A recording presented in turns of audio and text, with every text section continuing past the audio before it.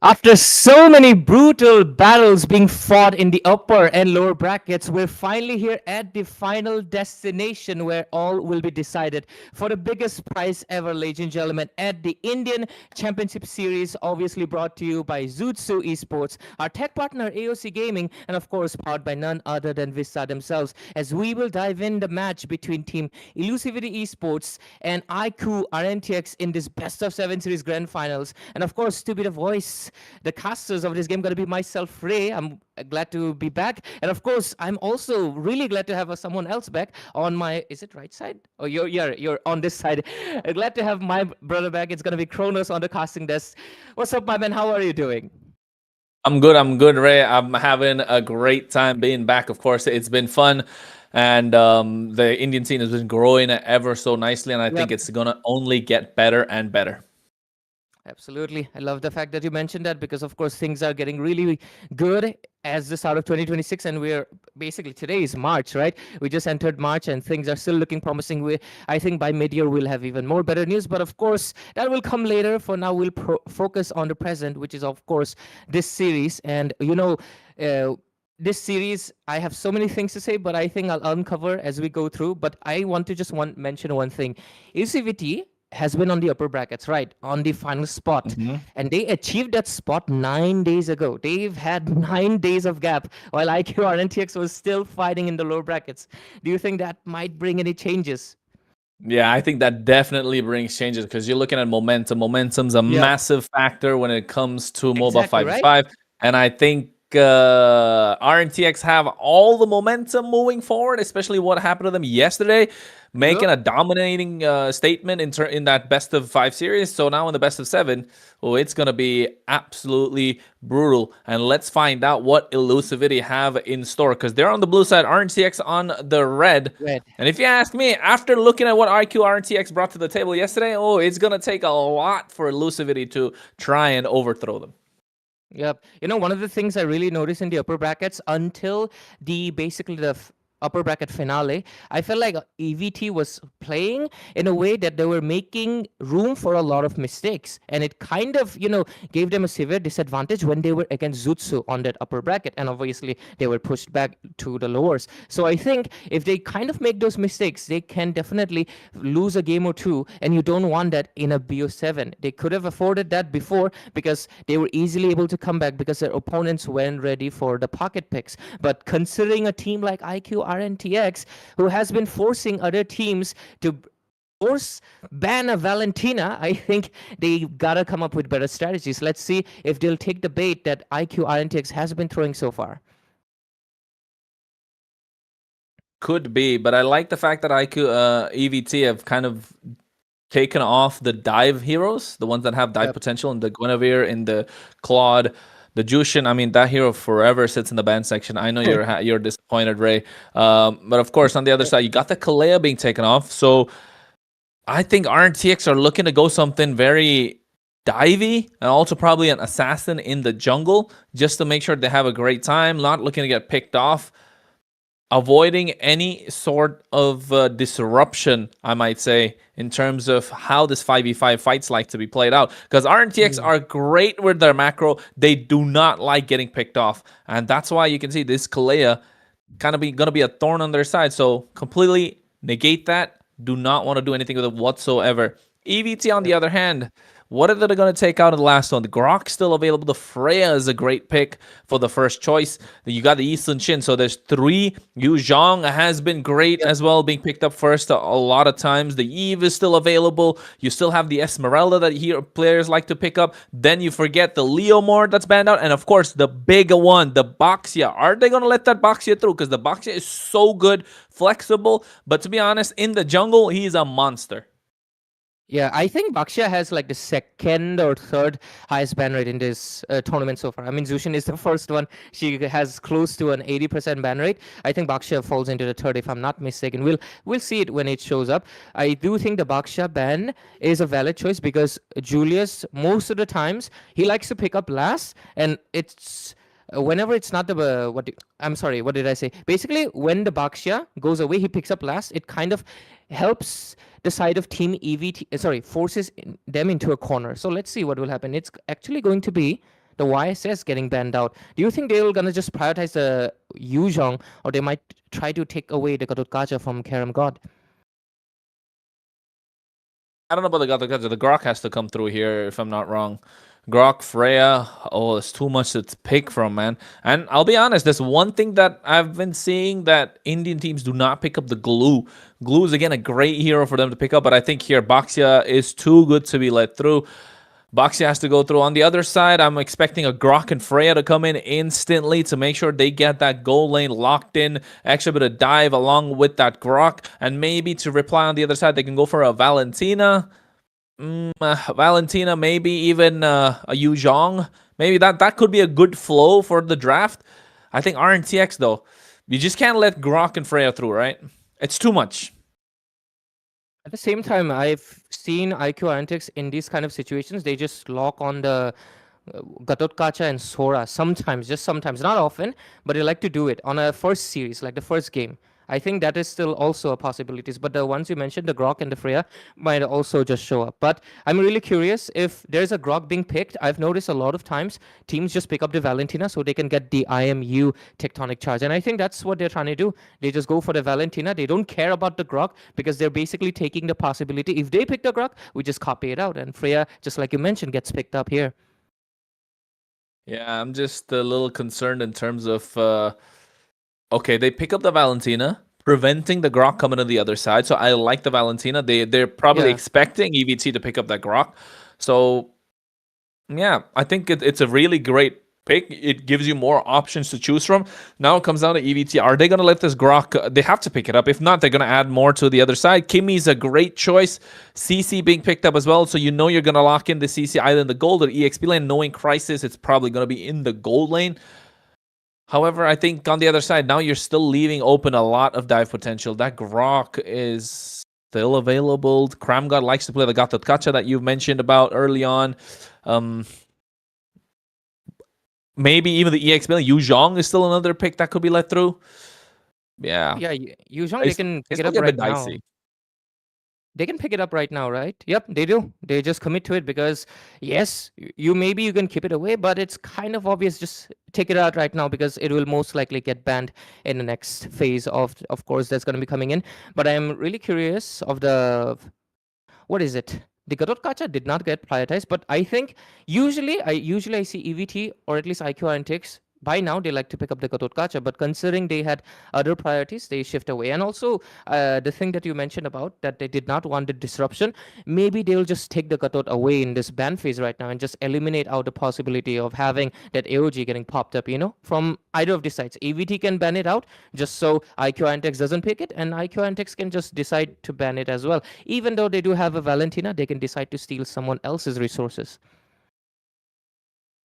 Yeah, I think the Valentina definitely is to steal away the resources, of course. And then now you're preventing extra bit of dive that's coming on to the other side. But however, RNTX have revealed their cards a little bit more. The Freya is going to be unlocked in the gold lane. The EXP, you're going to have this Yu Zhong. CC has to be in the gold lane to make sure they can sustain somehow, give some sort of a fight to the Freya. Alice being taken off the table to prevent any sort of dive that could come in. It feels like RNTX are building in towards an assassin jungle as well. The Khalid being taken off, the X-Borg, another great factor to take off the table to make sure that Baxia can be a thorn, can be a problem. Lapu Lapu is another band that's out of there. Are they going to go for a roam here again? I think it's just the fact that leave that roam. It's okay. That's a big bait that they can bite on. Maybe pick up something in the jungle straight away. For Charin, right? Yeah. They've eliminated quite a possible heroes that he likes to prioritize. Obviously, the Leo mode being, but they take away the Joy, which is also something that Julius likes to play. But considering that fact, there's already a Baksha, and it's 100% most likely going to be in the jungle. It doesn't really matter right now. So let's see what EV3 Esports responds with, because right now they have the chance to really show up the cards that they have under their pocket, because Gatotkacha is still open, but you run into the risk of Valentina taking it away. And at the same time, do they want to commit to a different kind of a roam? They still have the gold lane. Technically, is it the CC gold lane or the EXP? I think it's most likely gold lane, right? Yeah, it has to be gold lane if I'm not wrong, because the CC. Yeah, I mean, in the hands of Crisis, we've seen it be a problem for the others, so I would say definitely has to be a CC in the gold lane.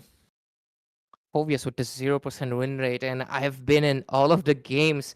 It just kind of works out in the early phase, but I feel like a lot of times the Phobius dives in too deep and there's just no backup, and he just kind of just becomes that sandbag that does not come to fruition that much. I feel like that's the reason he does not have the most results so far. But let's see if EVT Esports can change it a little bit in this game. First one of the series, IQ RNTX right now will close the draft with a Badang. That too on a 0%. What do you think of it? I I'm think I think the questioning. Badang is trying to it adds on to the dive factor, of course, that RNTX have on their disposal, but Yeah. also to make sure that if anyone who overextends will be disrupted. The Badang's slight bit of a disruptor in this case. I'm just trying to find out the synergy where it comes to, because the Joy will be looking to dive in when they're all low. So the Badang's fist break, fist crack combo will Yep. come down to who is looking to dive in a little too deep. Most likely going to be this Phovius, the CC, the Hilda. They're not going to be able to catch the Kimi and the Boxia off guard many times, but at least for those three, especially the Phovius, yeah, the moment he goes in with the Infernal Pursuit, he is going to get caught off. There we go. Phobius is right now looking very dicey, because the question that I pose, right? The reason a lot of teams kind of fail with the Phobius because he dives in too deep, and right now they have a hero that can lock him into place. And most of the time, the Phobiuses, they don't go exactly that well. But with this, ladies and gentlemen, welcome in to the Land of Dawn, as we will see right now two of the best teams in this tournament, the ICS, battle it out in this BO7, and this is just the first game, the beginning. And we'll obviously, let Kronos give me a little bit of insight of, we've already discussed this draft. What do you think the game strategy for the side of, especially EVT, is going to be? I mean, EVT, of course, they're looking to get this fast clear. Look at the roamer to poke down the opposition. And here, for the Lethal Wanderer. Already Mirio getting taken down quite a bit low on the HP, but he gets back. And it looks like there was just a few warning shots that happens in the early game right here, Kronos. Yeah, I think definitely it's a fight for the Lethal Wanderer, and Rudius making sure he makes his presence felt. That's what a Hilda is supposed to be doing, be a threat. And now you can see just going on top of Charon, making sure that Charon is having a difficult time, and also providing vision to make sure the EXP on the top side knows where this jungler is at all times. So you're cutting off the rotation. Meanwhile, RNTX not trying to do the same. They're mirroring what could come in on the other side. So same thing being done by Cramgod. Oh, he tried to go for a steal there. Didn't get that. Julius being the wiser. But you can see, again, the mid lane duo. It's all about that battle, and EVT have the advantage. With the Kimi especially. I think Kimi has one of the highest win rates right now in this tournament so far, especially in the later phases. Obviously, considering her role as half marksman, that ADC really starts to show up. That damage just becomes way too unbearable for the other side. And okay, rotations towards the turtle lane. We might see an engage coming up right now. Level 4 comes up for the dragon and might be cooking it up. Transformation, not just yet, but looks like a pause will come on the screen. Yeah, I think definitely the players have a difficult time. Probably something that they need to be aware of, making sure there's no problems in terms of connections. So that's why you're looking at a pause, folks. But however, I think looking at the way the rotations come out to be, you can see already in the map, RNTX's goal laner, that's going to be Aaron on this Freya, making his way to the turtle pit. So it's going to be a 5v4. Again, I've mentioned this before yesterday when they went against Zutsu Esports. The rotation that they're having in terms of the neutral objectives are on point, and they're capitalizing on when they have the numbers advantage. So far, it's going to be a 4 versus 4 team fight. Freya does want to feel... Looks like she's eager to join, but I don't think she's going to be making it on time. Maybe just come for the cleanup, perhaps. I'm not sure what will happen. But until obviously the pause gets undone, so far, no first blood just yet, but I think the ones with the compromising position might just get taken out first. So far, if you notice the map, I think Barang, he's obviously looking for that gap, that perfect opportunity to just dive in, like you mentioned.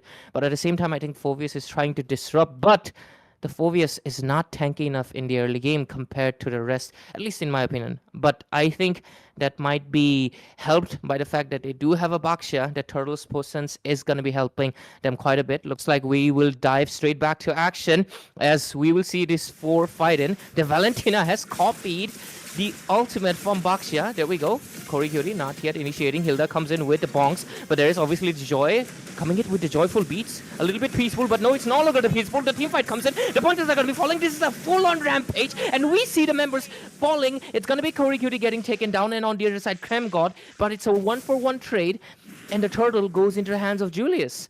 And with this, the score is kind of equal, but EVT Esports, they're going to be having that one advantage. But I think still it's the early game. It's not going to matter that much because as we go towards the later phases, it's going to be more important for the side of, I think, mainly IQ RNTX, because I think the Freya will definitely suffer from the issue with the range, because obviously she is a melee hero, so they'll have to watch it out for a while. But let's see. So far rotations have been made. They are playing it safely, trying to anticipate their opposing side's movements, but let's see. Yeah, and I think already you can see they're having a tough time. Rudius, again, providing a lot of vision. Charon always has to be kind of protected by Kramgod. He's not allowed to rotate like he did yesterday. He's not allowed to be the aggressor, as the Hilda is taking the initiative this time most of the time. So, being quite invasive EVT strategy is working out, but Aaron being dove upon, able to get out, still hasn't used the Valkyrie Descent. That you can see that 4-man rotation could be a problem that EVT need to capitalize, but RNTX preventing them from to do so. Yeah, they're trying to kind of respond immediately when they saw the 4 bodies in the bottom lane. They were ready, but when they just saw, hey, Aaron is kind of fine, so they just kind of retreat. But since the Turtle's going to be in the bottom lane, I think that is obviously where they're going to be taking in the fight. Top lane, though, you can see the 2 fighters duking it out, but just trading their HPs. But the cooldown's going to be going, and we will see a second Turtle fight. In the bush, Kramgod is just waiting. Will they initiate? I think they should. Julius waiting in the bush. Oh, here comes the punches. 3 people on top of the Hilda, but that is not a good target to be in. A little bit of taunt comes in, and so is the damage coming in. Looks like they're going to be initiating. Joy goes in with the joyful beats, but also retreats back. It's a back and forth, but here comes the Black Dragon. They want to go in for a fight. Hilda on the back end for Kramgod, pushing it away. Charon takes the turtle, snatching it away from the hands of the side of EVT, and right now they take down Mirio. The dragon has fallen, and with this 2-for-1 trade, but a turtle into the favor of IQ RNTX. Oh my god, after everything that they did, RNTX still coming out on top in that turtle fight. And I think that's because of the fact that they've hit their power spike, having the rotations made on point. It's okay, they give away the kill on the side of the EXP laner, which is Mirio, but get a lot more in return. And that's why you can see the goal lead is being maintained, actually slightly even ahead. Even though EVT are the ones to have more kills on the board, they're supposed to have a faster rotation. They have the Hilda, they have the Baxia, but so far it doesn't seem like they have any sort of advantage because RNTX's rotation are so clear and so on point. It's preventing from any sort of advantage being given. But here Mirio and Witch, they trade a little bit of blows, but just decide to retreat because, of course, they're mobile. But, oh, looks like bottom lane is where we will see some action. Baxia is already going in a little bit deep. CC tries to recall, but he said, oh, we see the Barang actually trying to initiate, but gets caught up. That is not good. Kramgod gets caught in between 3. Was that a kind of a mistake from him? He even exhausted the flicker. Yeah, I think there was a slight bit of miscommunication there. Aaron was with full HP. I think he wanted to get that kill, and Kramgod doing the same. But then the rotation was made by Julius, and not realizing that Rudius was present at the same time. So Aaron got out of there, even used the Valkyrie Descent early on as well. So Kramgod exhausting the flicker that he wanted to, but gets caught in no man's land. You can't run away when the stun is there. So, of course, Aaron on the other side, he has to dominate this lane a little more harder, right? You want this Freya to be in the face of the opposition. And Crisis on the CC is doing really well to keep her at bay. However, the turtle is up right now, and this time, EVT have a faster rotation. Going to be their 5 members as Aaron is making his way right now.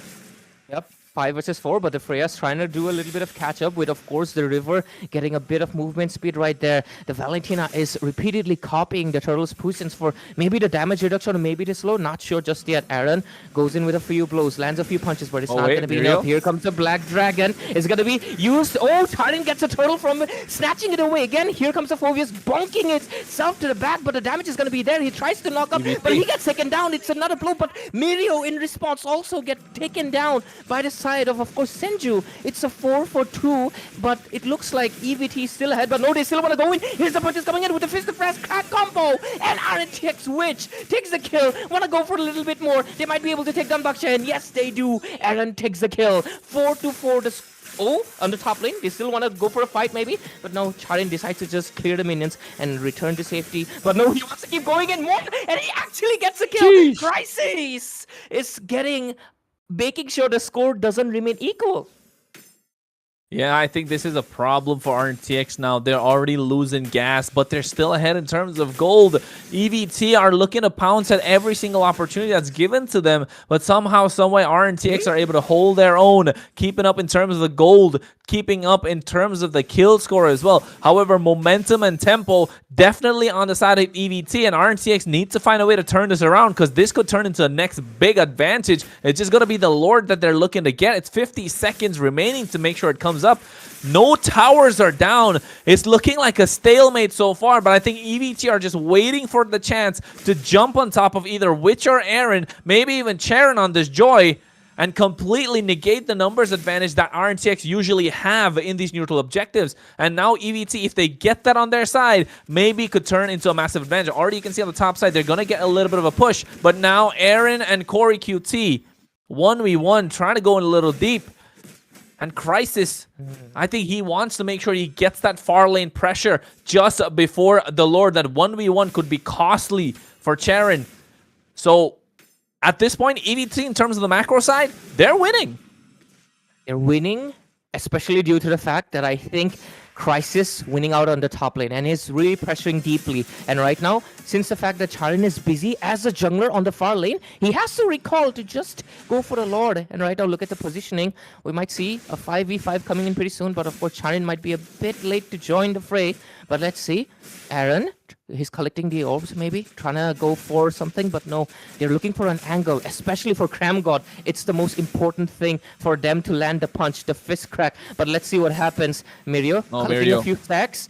He might just go in, but no, they're going in back and forth a little bit, trying to find a space, but they don't find it just yet. But I feel it's gonna struck any second now. It's gonna be like the Hilda. He's gonna be he's gonna be resetting the fight, and looks like Witch will be the first one to be falling. But look at the Black Dragon coming in with the knockup. Here comes the fifth crack, catching 3 people, and the Black Dragon on top. Crisis falls. Corey. It's gonna be the next one. The bunks are still gonna be there, but it's not gonna be enough for Corey Cutie to sustain. He falls next, and the rest 3 are right now facing the wrath of IQ RNTX. They still want to make sure delay to Lord, but that is not a good position. Kimmy gets taken down by RNTX Aaron, and right now they're going in for a little bit more. They want to make sure Julius doesn't stand, and they have a clear pathway for their Lord. Yeah, and I think all credit where it's due. Cram God putting in the wall at the right time to make sure Shenzhou is not able to get out of harm's way. And again, that early rotation slightly made by Aaron, he didn't want any part of it, went to try and clear, but here though, in the mid lane, Rudius has the flicker. That punch was close, but here comes a curtain call, connecting 2, but obviously no initiations. They gotta right now regroup and defend this Lord. They're losing the macro heavily. The bottom lane is basically gone. You can also consider the top lanes. Tier 1 and Tier 2 is also maybe bye-bye, but no, the CC obviously wants to defend at least the inner one, so they have some leverage for the next team fights. But look at that, Aaron right now just trying to take all the resources away. Julius uses the retribution. They take a step back. With this Lord, they might try to go in, maybe? Yeah, I think at this point, Julius using the Tortoise's Poissons just to zone them away. Retribution used just to clear out the wave. Again, the Lord is going to come down the bot side, and they need to clear as fast as possible. They do have the Holy Defense. Only 30 seconds left for that, though. They have another wave coming in, so they need to find a way, bide their time, to maximize what this Holy Defense can provide. RNTX flipping the script completely in one single team fight. And you can see Cram God, again, making his presence felt. That Thunderbolt's going to be a problem. Goes for the Blade of the Heptases. He's done this yesterday as well on the Guinevere. He went for a full damage build in the roam position. Again, Just making sure you add damage upon damage, doubling down when you're ahead, and RNTX know how to make EVT crack. That is a really good thing. Go doubling it down, especially when you're moving ahead. I love that. This is a really great decision. Instead of just fully committing to just a tank badang, they're going all in, and I think it might just prove fruitful. I mean, it already is, but they gotta maintain it. EVT has come back from places like this much easier, actually, so I think they still have a bit of space. But considering they're down with all their inner turrets as well, only inhibitors left, they're in a very dicey position. Not to mention there is no holy defense, ladies and gentlemen. We are at almost the 13-minute mark, and right now if a lord comes in and you're not able to defend, it goes down. So right now, obviously, they're in the river area, just trying to perhaps build a little bit of intimidation, but let's see. Yeah, I think definitely you have to make sure you get this push coming through correctly and clean. And speaking of clean, look at RNTX. Just a few minutes ago, Ray, I told you guys that all the turrets were even. Now look, EVT backed into a corner. RNTX still haven't lost a single one, and they have wave pressure even in the far lane coming in as Charon starting to take the 1v1 on the top side, and Crisis might be in trouble, but they flipped it. Uno reverse. Oh, will he be able to retreat? I don't think so, but here comes the cavalry. The punches are going to be there, but he retreats. The Black Dragon on top, he also needs to go back.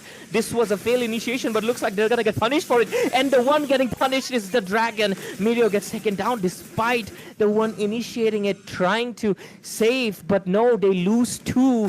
And back again, we're flipping it 180, and it looks like EVT is back at the point. Oh, Aaron gets caught up a little bit. Will he be able to dash out? Yes, he does. Crisis dishes out a little bit of damage, but Aaron retaliates, but so does he. Lot of HP trades back and forth, but this Lord is 100% most likely going to be going for EVT. Look at the recall counts. They're going for it. Oh, Aaron. Here comes a Valkyrie's dive. Might go in. Here comes a Phobius. Too many people diving on top. Oh, no, Corey. But no, Rudius is actually the one getting taken down. It's getting flipped over in a... Shenju. What just happened? Shenju, why did it fall? But regardless, they get the Lord, but they lose a lot of bodies. They might just lose. Yes, they do. Koriguri falls in next, and right now they have only 2 people left. They get the Lord, but at the cost of what? Losing most of their team? I mean, I don't know if it's worth it. I don't think Julius out of position. They're still going in, and they take him down. Crisis is the only one. They don't really care anymore. They're going to be able to take him down, but no, he goes back inside the turret, but the minions are going to be coming in. Endable. Okay, is this it? Is this an endable? It's endable. I think so. Rudius is going to be back, but he doesn't have enough wave clear. Let's see. Here comes the Black Dragon form. Here comes the Pontius. They just melt Crisis away. He disintegrates. Members are going to be coming back. They're trying to defend it. Oh, Kimi with the clutch. Oh, they are safe. Kimi with the clutch. Respawn, or else they were goners. I mean, not just that. Did you see Cram got fist break, fist crack combo at the right time? They pile the pressure, stack up CC upon CC, and next thing you know, Crisis and Rudius just disappeared. Like you mentioned, disintegrated completely. Shenzu came in at the right time, yes, but what was more important, that he had that traction pulse, making sure he could pull somebody back, and that could have been a possible savage moment for EVT Shenzu. However, RNTX do not want to give any sort of advantage whatsoever now that they have 5,000+ on their side and almost every single turret taken except for the top side where the Lord was marching in. Then again, that's not a bad trade. They got the inhibitor. They almost cracked the base crystal open. What they're looking to hang on to is that mid lane tier 1. Even though it's hanging by a thread, it is very important as adding pressure onto EVT. They're forcing themselves to dive, but now leaving that mid lane tier 1, looking to target down this tier 1 on the bot side. I think Cramgod looking to walk in, provide some vision, and Charon, he wants to come in at the last beat, right? He wants to be there when the beat drops. However, Rudius, now he was dominating the river in the early game. At this point, he's not allowed to. He just cannot sustain the amount of damage that Aaron is putting forward. 405 KDA on a Freya that is snowballing and snowballing completely out of control. And to contain it, they need the crowd control. But guess what? They don't exactly have anybody to pin down. The only way they can do it is in an engaging team fight by making sure Corey Curie and Crisis are able to synergize their ults on the same time. But the chances of it happening with so much chaos being brewed, okay, they get a turret on top, but that's a loss that the side of IQ Antics can take. Just like you mentioned, they're still pressuring that mid lane. They just want to keep it up. hanging in by literally a sliver of a thread. They want to keep it up, and it will create the pressure, especially considering just the bottom lane turret is gone. Aaron on the bottom side has a lot of damage and has a massive bounty on his head. I think Aaron's death, him getting taken down might just switch the game once more.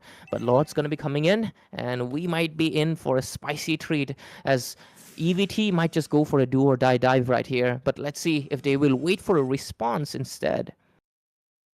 I think we'll find out. They're looking to clear out the far lane. You can see already the far side, RNTX have the advantage. Now, Aaron, he's taking that Lethal Wanderer. Yes, your folks will be thinking, why do you want to take it? Gives only a little bit of gold. Don't forget, it gives that extra movement speed that is required in and around the river. And for Aaron, who's been playing the far lane the entire time, that mobility, adding on will be good.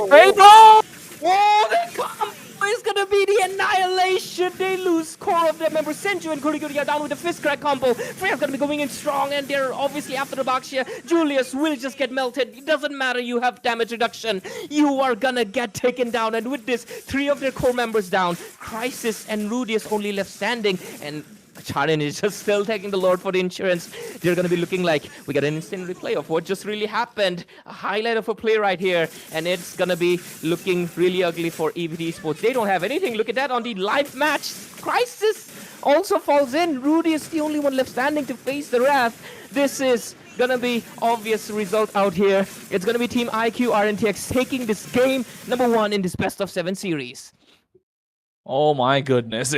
The entire game, from the beginning until the end, they were layering their skills, right? They're like, okay, 1, 2, 3, and then you add, and that's what they're doing, getting that chain CC going. But in that last fight, I don't know, it felt like 1, 2, 3, boom, everybody just jumps in at the same time. And next thing you know, Julius and the Corey QT and Crisis just got jumped upon. Next thing you know, their wallets are kind of empty and they don't know where they woke up because the way RNTX are going, oh my goodness. They are clearly one step ahead. I cannot say this enough. I can reiterate this. Sound like a broken record from what I've seen yesterday and what I'm looking at today. They are very much a step ahead in terms of what they are bringing to the table. The draft has been on point. Their micro is doing well. The laning phase is not terrible like it used to be. But most of all, the macro is improved a lot, and the map movement and the small decisions made just before the neutral objectives are showing up. And this is some sort of international display that I can tell myself that I've seen many times before. When you can see a team check these boxes, you know they're a big team in the making. I think IQ RNTX, yeah, this is something that everybody should watch out for. They've been hiding in the shadows, I feel like, while S8UL and Godlike have been taking the stage. But this is a level of macro that I have not seen in the games of in the levels, or rather in the games of S8UL as well as Godlike. Yeah, I've also noticed, I'll mention it again, but I love the way this game was going in a full-on push and pull, because like you mentioned, it was getting flipped quite a lot of times. Like one of these team fights, you can clearly see what really happened. In this fight, it looks like Charin got the upper hand, but I think in this fight, was EVT able to win it? I think yes. I think EVT kind of win this out, but they do lose a member, but they immediately trade it off away by taking out Mirio. But I don't think they get the turtle advantage over here. But on the kill side, they were a bit ahead. But yeah, getting back to the point, like you mentioned, this is one of the moments, the 1, 2, 3 that you're mentioning. This is beautiful. They keep on executing in this back-to-back, and it just works. Yeah, the layering of the skills clean, on point. And here, this was a moment that Elusivity Esports had. But look at that Furious Dive. Petrify coming in along with that Fist Break, Fist Break combo. And next thing you know, RNTX completely flipped the script. And Rudius had to run away with his tails tucked between his legs. And all he could do was watch. The Hilda has to be aggressive. And yes, you can be aggressive to a certain point. But when you're getting melted by the damage dealers on the side of RNTX, look at the damage. Look at Aaron just completely melting him down. He can't do anything. He dove in, had the curtain call on top of him as well, but still was able to get out on time. And at this stage, they were already about 5k ahead in terms of gold. Yes, EVT had the Lord, slight bit of a saving grace, But then again, just a futile attempt as RNTX were slowly able to crack the base crystal open. Here at the end, I think this was, they did Yeah, try and defend it. but That was the layering of skills once again. But Shenzu coming in, this is the traction pulse. Almost got a savage right there. That was a salvageable moment for yep. him. Unfortunately, could not salvage that moment, EVT. Oh yeah, this is Yeah. where Oh, all yep. goes down. This moment, the moment they lose Senju and Kurikyuri just immediately, and Julius, he can't do anything. It doesn't really matter how much damage reduction he's stacking up with the Queen's wings and the Turtle's puissance. It just doesn't matter when you're getting so much damage in your face. And I think when the instant replay was happening, even Crisis just fell down. And of course, the Valkyrie will get the MVP. And look at the damage taken and damage dealt. What a pure equilibrium. You know, I was talking about disintegration. I think they really like the balance. They might be looking to Thanos snap away the side of EVT with how balanced they are. Really, really great display of match today. Look at it. It's 28% damage taken, 28% damage dealt. You add both together, you get 56, right? Now 56 plus the 5 kills he had makes it Oh, 61. So that's 61% kill oh, participation. And the 0 for the amount of deaths that he had. And of course, the damn. 6 assists amounting to all the 6 items that he had. A little bit of a math lesson for everyone out there. Just throwing random stuff, guys. But either way, now I think we're heading into the next game. And EVT, they need to find a way to turn the mid game around. I've said this many times before. In the early game, teams have a good advantage and find a way to hold on. But in the mid game is where a lot of teams lose their head. When everything becomes very stagnant, you need to find opportunities and learn how to rotate and make sure the map pressure is on. You can get the lead, but you need to work the map in your advantage. And that's something RNTX are very good at showing.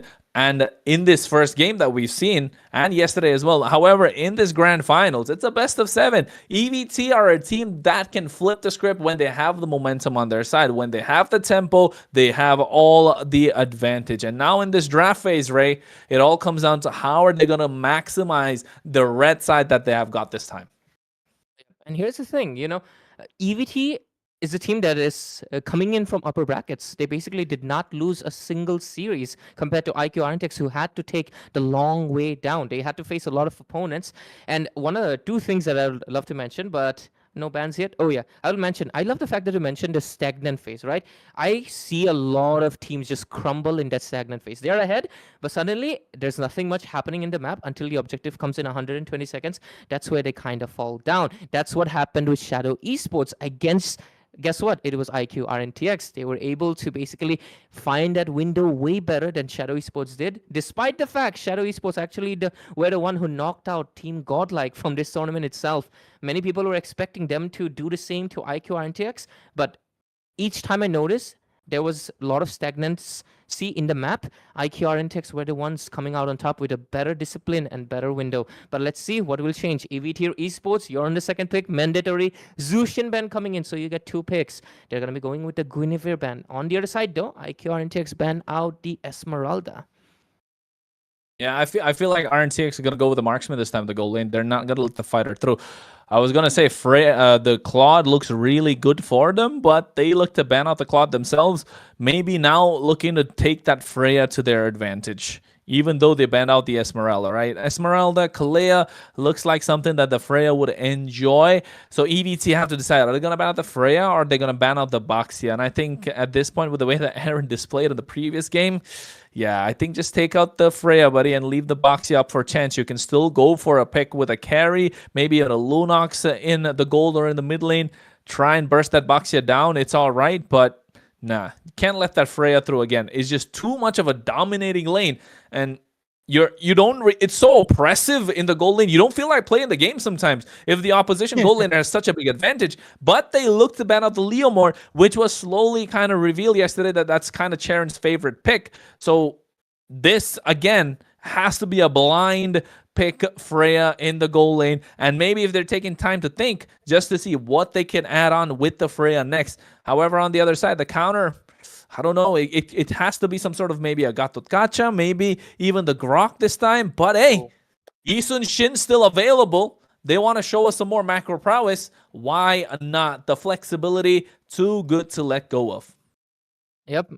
And I think it is most likely going to be shifted to the goal lane with how IQ RNTX at least tries to play with the YSS. Most of the time, it is Aaron, except for I think one or two exceptional scenarios where we did see the YSS in the hands of Charin, but I think Aaron will pick it up. On the other side, though, EVT Esports, you still right now you're the second pick. You have a lot of possibilities. You can lock on the mage right now if you wanted to give Senju, but no, they immediately steal away the two side laners that in their opinion, created the massive impact. Right now, having the Freya, do you think things are going to change for EVT Esports, considering what we still have open?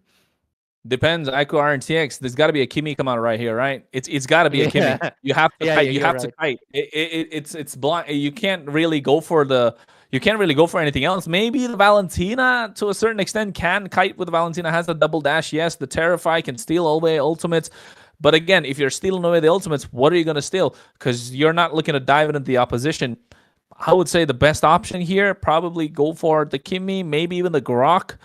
I'm not sure if Kramgod will be playing the Grok quite nicely, but yeah, it has to be a Kimi coming out. No, they still go for the Valentina and the Gatotkacha. Like I said, the Valentina is a great option to try and kite as well. You have the double dash. You can steal away ultimates. Now doubling down in terms of that dive that I spoke about early on, which the Valentina can take from the Black Dragon form, the Valkyrie Descent. They add that AOG. Okay, the Grok being picked up on the other side, which looks really strong for EVT, but is a blessing in disguise for RNTX as they've picked up the Valentina. So they're reading into the draft a little too nicely from EVT. And I think RNTX have the upper hand in terms of the first phase so far. The bans being the Boxia, the Zetian being taken off the table. Another jungler maybe this time. I just want to still focus on the. Yeah, I think Joy is still an option, especially for considering Julius is still there. Baksha instead gets banned out from the side of AVT Esports. But yeah, the Grok, like you mentioned, it's a blessing for IQ RNTX. So I'm not sure if EVT has not considered or they are thinking of a different workaround, because getting engaged with, of course, the tectonic charge, with the IMU tectonic charge with an AOG, it is going to be way too deadly. It is a chain of crowd control that you cannot stop. And of course, I think the Kimi ban was also something I forgot to mention, because you were mentioning the fact that this should be a Kimi, right? If it did not get picked, they are basically going to be removing it out. But the Phoveus pick, I don't think Meteor does go for Phoveus that much, but they go with a Eve. How good is the Eve in this phase? It feels very risky. There's an AOG. I mean, you can't just not. This is the mentality that a lot of Indian teams have, right? Oh my God, they got a Gatotkacha the other side. I shouldn't play Farsa. I shouldn't play the Eve. It's okay, man. Like, the Eve adds on to the advantage that you have in terms of the siege potential. If EVT are ahead, this Eve is gonna thrive. However, you're giving a lot of options for which on this Valentina to pick from as well, and that's something that you need to learn how to deal with on the side. Oh my God, never. Okay, well, okay, I'm thrown off a little bit. Are we gonna? Okay. Again, I was gonna say, you're not gonna throw me into that abyss again, are you? By that Amon impossible gold lane or EXP, whatever it is. I do not want to see that again. I mean, it made sense when I saw it the last time. Over here, it kind of doesn't, even though I'm looking for answers. The Sora being picked up, yes, it's great. It's a good initiator. Adds on to that IMU tech charge, the AOG that you spoke about, maybe even the Mountain Shocker. But I think right now, with that being picked up, on the other side, again, a Joy coming through. I don't know. I don't like the Joy for EVT. However, if you come at the right beat at the right time, like it's EDM Festival, you got to make sure the beat drops. Yeah, then EVT are looking to have a great team fight, great sieges, great neutral objectives. However, RNTX definitely have the advantage in terms of faster rotations with the help of this Eastern Shin, with the help of this Lancelot, and a lot of vision control in and around the map. Yep. And we'll take a look into the spells. It's going to be mostly the flickers. Of course, the mandatory Revitalize and the Petrify will show up for the Yuzhong and the Gatotkacha. But I'm also on board with you, man, because seeing that Amon for a second, I was getting the flashbacks of something. Glad it's not that. And with this, ladies and gentlemen, we will dive into the game number 2 of this BO7 series. Looks like they have already taken down the Lethal Wanderer. Rotations been made. No obviously casualties just yet, but we will soon obviously see that. Kronos bottom lane looks like the main bone of contention already. Yeah, a lot of contests coming in early on. You can see they're not mirroring each other's rotation. This time, they're going on the opposite side. I think the threat here for EVT will be contesting that Horned Lizard on the bot side, right? They need to find a way to protect that because you can see Charon's probably going to make his way there. And if he gets that slight bit of an advantage, then already RNTX are ahead in terms of the 8-ball. Yes, EVT got that Lethal Wanderer, but I would say this Horned Lizard would be a little more problematic if they give that away because then you're going to negate the advantage that you had. Again, opposite side rotation. Crisis going to be the target. He's obviously going to be the main priority target with IQ RNTX, knowing how much value that Freya is going to be adding. But at the same time, they got to go towards the other lane. They have to try to take this, perhaps, or is the Lancelot trying to go for, I think he's trying to make up the mind. Does he go for a resource steal? But no, here comes the blink. But the damage is going to be there. But no, he doesn't decide. Hey, no puncture. Just, yeah. Wait. Okay, he has it now. He missed out on the puncture early on, so now he's gonna be a little late. Oh, wait, they go in! With the combination and the IM, solid. Julius gets taken down. The drill gets on the hand of Charin, and they get an immediate 1-for-1 trade, and Mirio will just finish it up with a punch. They were not expecting the Sora to be coming in, especially. This is why the Valentina and the Grok was just not a. Into the bottom side. They're still trying to go in. They want to block Crisis into an area. He's trying to make the movements. I think he'll be able to retreat, but no, he's getting chained CCs. Oh, wait. Oh, my God. Just the basic attack, just taking him down. But here comes the Grok. Rudius trying to, but he doesn't have the tectonic charge to really initiate. I think Crisis really fumbled there. He had the flicker to get out of harm's way, and I don't think they were able to catch him. He just waited until the last second. He did have the flicker the entire time. So I think didn't use the flicker early on. A little risky, but here on the top side, no. Julius is just going to get taken away. Oh, my goodness. IQ RNTX maximizing what this Sora can bring in. So far, man, if you ask me, Mirio with an MVP performance this game. Wait, what just happened, Charin, with a side bit of blunder? We just... They're getting taken out. Let's take a step back and let's look at the fact that Charin, I think it's very clear that if he's not getting the Liam or he's having a tough time in the jungle, right? He was okay with the Joy. With the Lancelot, not so much. Already made a couple of mistakes where you don't want to do that. And Mirio is able to add on to the pressure, so he's allowed some breathing room. And I think RNTX so far stabilize the game. Yes, they're ahead. Now they need not get ahead in terms of what they can pull through with. EVT on the other side need to find ways to maximize what they can bring into the table. Now, of which has taken away the RWM. So you can tell immediately that they want to siege at either a turret or look to bring the fight to EVT in that turtle. So EVT, if they're going to engage, will be beneficial for them. But on the other side, if they don't, RNTX will like to apply the pressure. Good enough, they were able to force a Witch to use up the flicker. No more escape for him easily. But let's see, like you mentioned, Siege might be showing up. Here comes Sora, and there we go, RWM popping in. AOG doesn't really land into anyone, but here comes another RWM on top of Witch. But he's not on a good position. He's going to get taken down. He survives, but no, he does not. On the other side, Julius surviving with a nick of HP. Here comes the Sora. Okay, the team fight still going on inside the turtle pit. Here comes the damage. Karin still not going in. Corey, better watch out. Miri. Oh, Julius comes in, and he gets the clutch away. Cram God also gets taken down right under the nose of IQ RNTX. That was a bit weird. Yeah, the punctures are not hitting through as nice as we'd like it from Charin. As also the Phantom Execution, the Thorn Rose, he had it.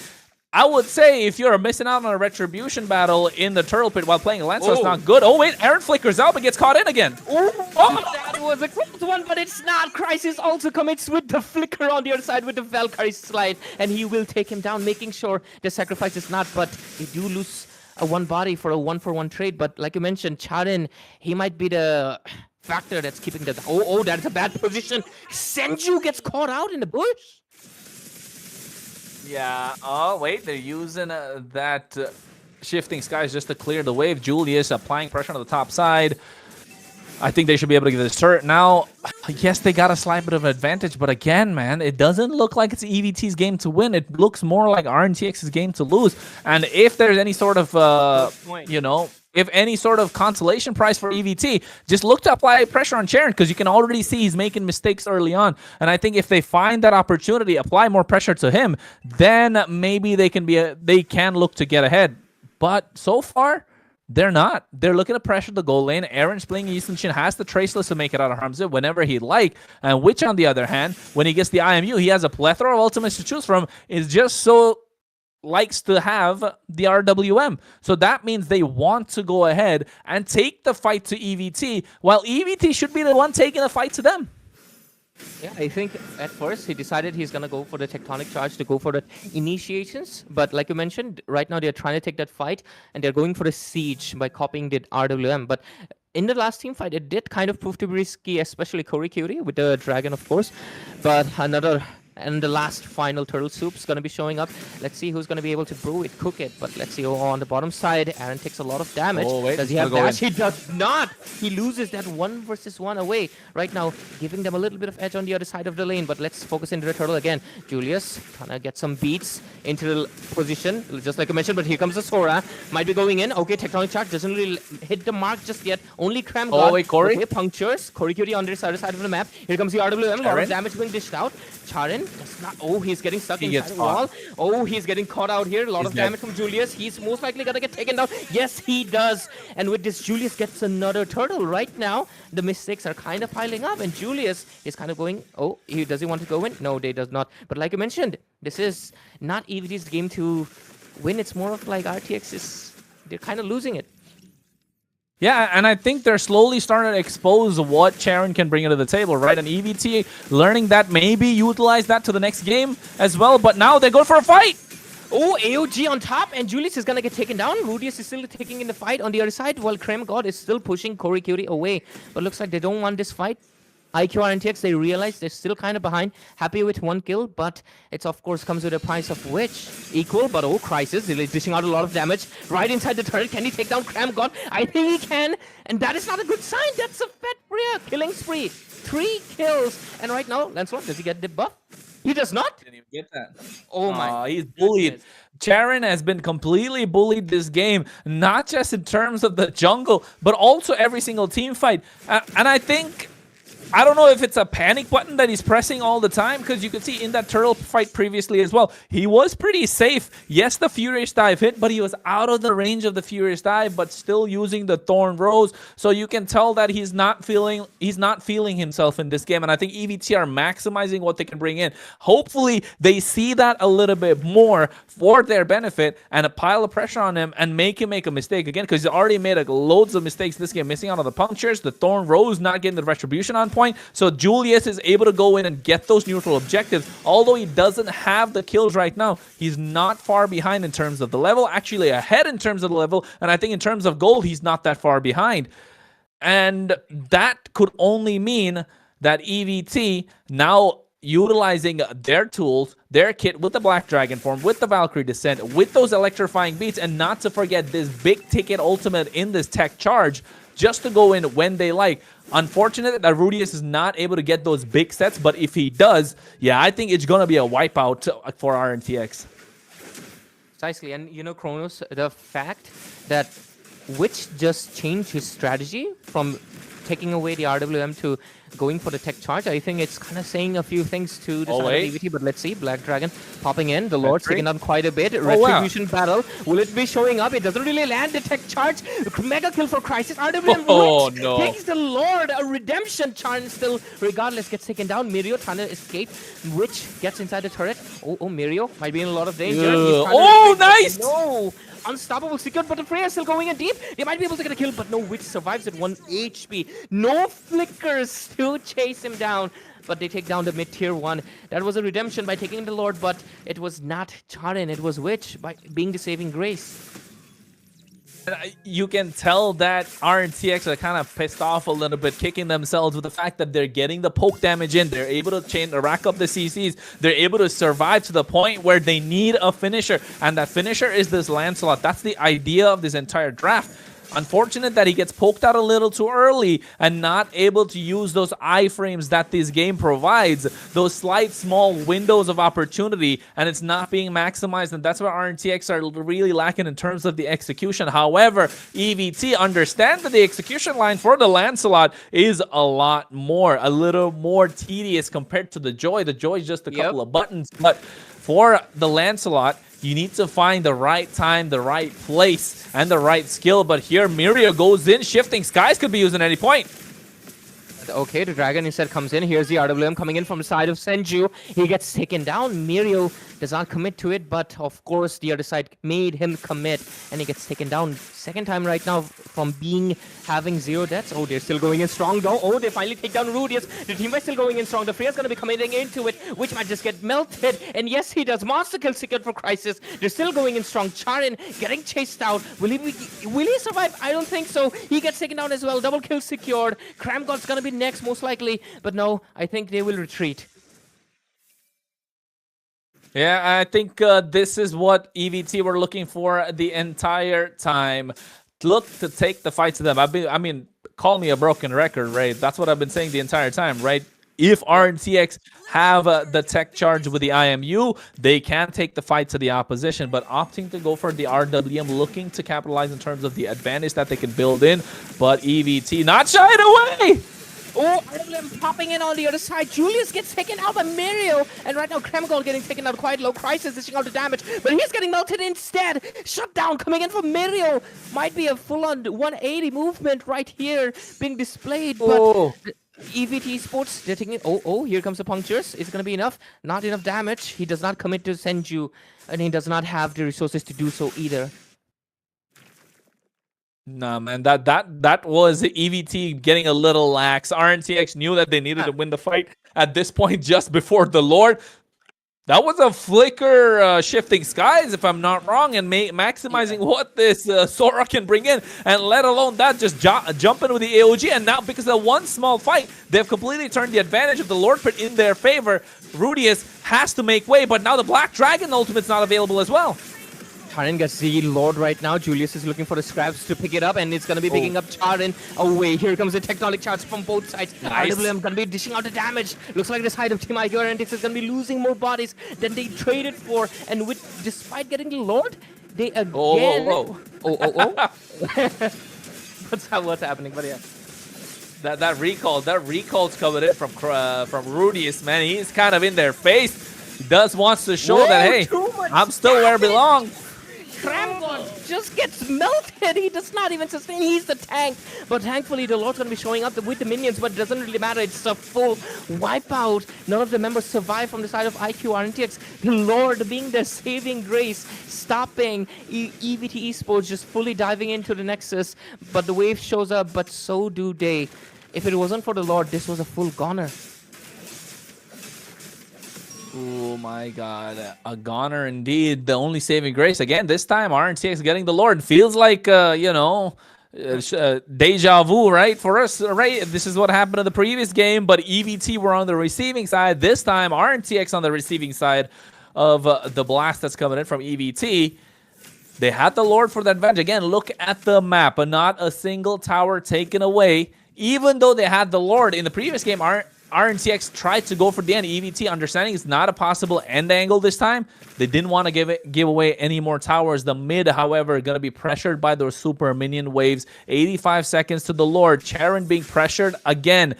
They saw, they understood, and now they're calculating on how to make sure they get that far lane on their side, EVT. And then IQ RNTX kind of forced into a corner. You're looking to make outplays, and that's where you want to put them. Put them in an uncomfortable spot so that EVT can maximize and at least get a 1-1 in the series. That's why you can see Charin just hanging around on the far lane to try and clear out the waves, to apply that pressure. And looking at the itemizations, yes, Witch has that Lightning Truncheon, has that Wishing Lantern, but I don't know if they have enough peel coming through. The Gatotkacha is not able to be there in loads of fights. The AOG is the only tool that he has himself available. I have not seen a really good Unbreakable come out compared to the previous series that we saw. Yeah, he needs one good engage, but I think the key is obviously Mirio. And that is going to be, of course, the flicker play that we've been seeing like many times before. The highlights, it immediately becomes the highlights of the game. And it almost happened in the previous fight where they were able to take down Julius and Senju in one go. And I think EVD Esports, if they're aware of that, if they're prepared to withstand that engage from Mirio again, it's a clear win for the side of EVT Esports. But if they fumble even a little bit, Mirio will be able to pull in targets and get a really good chain CC under the siege, of which most likely I think he has RWM maybe? I'm not too sure. I'll have to see. Okay, yeah, no, he has the tectonic charge instead. But yeah, the Lord's getting melted out a little bit. We might see an engage coming in so far. He's collecting the punctures. Here comes the Black Dragon form.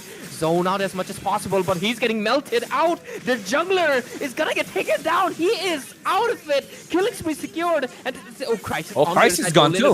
Versus AOG pops into AOG. Aaron double kill. Is he gonna be able to turn around the things? But no, here comes the damage. But I think they might be able to do so. Mega kills to get for Korikuri, but Revitalize is still gonna be going in. Revitalize getting popped in. A lot of heals, but the dragon is getting melted. Triple kill secured. Oh no. For Aaron. Not a triple, it's a killing spree, but they are able to save themselves again by winning out this team fight. But yeah, they do lose the Lord and they gotta defend it. There's not gonna be any aggression from their side for some time. But oh, Julius, he still wants to look good. No, it's time to go back, man. Yeah, I think credit to Aaron for being able to use the Traceless combo with the Heavenly Bow at the right place at the right time. You could see in the team fight, he went in, got out. Yes, the team's backup was present, but if it's not for his damage, it could have been disastrous for RNTX. That could have been a possible end. But knowing that EVT were a little out of position, a little too deep in terms of being greedy for kills after getting the Lord, yeah, that's when RNTX realized, okay, we can punish them. They did. They expended 3 flickers in the process to get away, which should have been enough for EVT not to dive in any further. But hey, man, these guys dove in a little too much, and the next thing you know, it was a little too difficult. And now EVT, RNTX, this is looking a little more stable for RNTX. Even though their backs are kind of against the wall, they have caught up in terms of gold. It's already even Steven. And I think here, Corey QT, being the Black Dragon for being the primary initiator, has been working well, but Rudius has not been able to get those big ticket ultimates. He's not getting that big engage that we like to see with those tech charges. Yeah, so far we've not seen it. In fact, I think it is Witch who actually hit like once or twice really great tech charges onto 2 people. So Rudius, he's kind of behind. At the same time, Charin too. I mean, it's kind of obvious right now to state it, but yeah, he is obviously proven out to be the weak link, at least in this game. And EVT Sports is capitalizing it very hard. They're forcing, of course, just like I mentioned, Corey Curie to just make sure he doesn't stay with it, and it's working so far for them. Right now, they're slowly able to get the Lord, but let's see how well it works out for them as we move ahead towards almost 20 minutes into the game. 40 seconds for the next Lord going to be coming up. The resources slowly shifting. Look at that. Flickers refreshed, so we will definitely see those combinations showing up pretty soon, but the wave management and the pressure, look at the other side. Julius needs to maintain it, and so does the side of RNTX in the mid lane especially. Yeah, I think RNTX definitely needs to... Oh, no, on the top side, you can see Charin almost getting caught out. Should have been a little more careful. Now they need to be, because our EVT are looking to sandwich them right in that long bush, in the river, in that Lord Pit. And I think this is a dance that RNTX can't really hang with. EVT have all sorts of advantage, no vision provided whatsoever, backed away.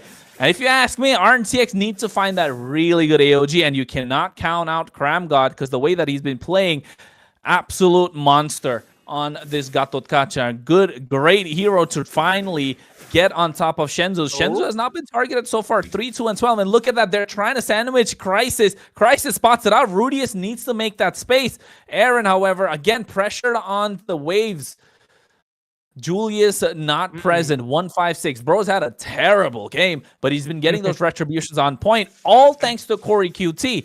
And I think if Corey QT's taken out a little earlier, at least false engage with that Black Dragon form and reset the Lord, that's what RNTX will need for their side. And Kramgod is trying to make that happen. It all comes down to how Mirio will be able to engage as well. Let's see how the team fight really goes down. Lord's obviously getting juked up a little bit left and right but Mirio's obviously stacking up, preparing himself to go for a flicker engage, just looking for that window. At the moment, I think the Lord falls down that 30% HP. This is the green signal, and that green signal Here we is right go. there. Here comes the Black Dragon form coming in. Kramgod finds himself in a weird space, but here comes the AOG and the RWM. Aaron. But no, Julius is the one taking out the Lord. 2 RWMs into the face. Lot of damage. Immortality is getting popped in. Switched out, but it doesn't matter. Aaron gets taken out on the other side of the map. Julius gets taken out on this side. Senju takes down Charin. No, it's a double kill. Looks like EVT comes out on top with the minion pressure coming in into the mid lane. This is their game, which he cannot defend it on the other side. Sora's just caught up in the Grok, and this is the game. They equalize it with a 1-for-1. EVT makes the comeback in game number 2. Well played, EVT and RNTX as well. But in that game, RNTX, I called it before, it wasn't theirs. It wasn't EVT's to win. It was RNTX's to lose, because the entire time they were able to have the macro on play. They were piling the pressure. They took the initiative. The follow-up just wasn't there in terms of what the execution had to be, especially with a Lancelot being under pressure. And if I see another MVP apart from Corey QT, I would be surprised. That guy pulled in all the stops while playing the Black Dragon form, able to zone out the right person at the right time. In that last fight, you would assume that you want to get on top of the jungler, that's Charin, on this Lancelot, but no, he completely ignored that and went for Aaron, who was a problem, who had a killing spree on him, got a triple kill in the previous fight. So you want to make sure you zone him out completely, because he was being a menace with that Traceless Heavenly Bow, just going back and forth the entire time. So Corey QT probably got the call from their shot caller, lock him down, don't let him breathe whatsoever, allow him to use the Traceless, get on top of him with a Petrify, and we will take care of the rest of the fight. And that's what they did. They completely isolated Aaron on the Eastern Shin, and then maximized what they could bring in. This was a beautiful start for RNTX in the game. Went in, flicker shifting skies, coming in with the IMU tech charge, and this is where I could, honestly, I thought the game is over. RNTX should have won it outright, knowing what they can bring in. But later on, they took the RWM for themselves, making sure they could apply the pressure, try and siege in towards those turrets, because that's what this high ground mages like to do. Yep. Just unfortunate that they were not able to capitalize. They were not really connected in terms of piling up the ultimates. Chain CC just wasn't available, losing out on the neutral objectives with the retribution. So the electrifying beats, I mean, felt like a tickle, to be honest, but he was able to come in and steal those neutral objectives, Julius, and that's why you can say that slight bit of advantage they kept getting turned into a big advantage, and RNTX just couldn't pull back from there. Yep, you mentioned it right. Both of the junglers were not having their best performances. Obviously, like you mentioned, Julius also not able to give him the best, quite had a rough game. I mean, you can see Aaron taking him down, but the fact that Charin was either getting taken down or getting zoned away by, just like you see, by Corey Cutie, it was creating those gaps where Julius was just able to come in and just take the main object. Oh, there we go. You were right on the money. Well, hey, I said it, MVP. I'm not doing the math thing again, bro. If you missed it last time, you missed it. But MVP, 25% damage taken, 20% damage dealt. This is absolutely crazy with the play that Corey QT played. Dove on top of the right person at the right time. The moment that he was not allowed, or the moment he didn't get the right target, right? The moment he wasn't able to get the right target, it became a problem for EVT. But later on, you could tell, Ray, when he got the right target, bro, it was just EVT realizing that, hey, we kind of have this in the bag. Yep. And I'm really a bit unsure right now if EVT just decides to go for, again, just capitalize on the making sure there's no jungles that Charin can pick up, just ban out the Guinevere and the Leomord and just force him on these heroes where looks like he's not able to do the best. I think it might be not looking that good for IQ RNTX. Well, IQ RNTX 1-1 in the hands of EVT. EVT this time on the blue side. Yep. Let's not forget, EVT had the red side the other time, so they kind of had the priority in terms of what they wanted to pick. They could have the draft in their favor. But this time, RNTX on the red side, and the red side has been so good for every single team so far, and I think just making sure EVT, will they get the slight bit of advantage in terms of the draft? Are they going to be able to outthink what the draft of RTX has brought in store? So far, I don't understand why you ban out the Zetian straight away. Maybe they're trying to leave something else open, probably looking to pick up some sort of a tank jungler on their side, the Claude being taken away as well. So now leaning in more towards the fact that they definitely want to get some sort of a tank jungler, maybe the Boxy, maybe even the Fredrin. Jushin, however, here, do we really need an explanation, Ray? Do we need an explanation for the Jushin? Nah, don't worry about it. But yeah, I mean, if you're second pick right now, I feel like this. She has 100% ban rate. I think she was left out for 2 games, just 2 games if I'm not mistaken. But yeah, other than that, let's see. The Zetian ban, like you mentioned, kind of weird, but I don't really know. But there we go. The Freya's gonna get banned out. They don't really want it, but let's see. Let's see what happens from the side of EVT Esports. We still have 1 ban from each side. No junglers yet. Kind of interesting. Do both of them kind of want to trade? Like, hey, we don't exactly want we don't want to fight over the junglers anymore because both of the junglers are kind of in a dicey position themselves.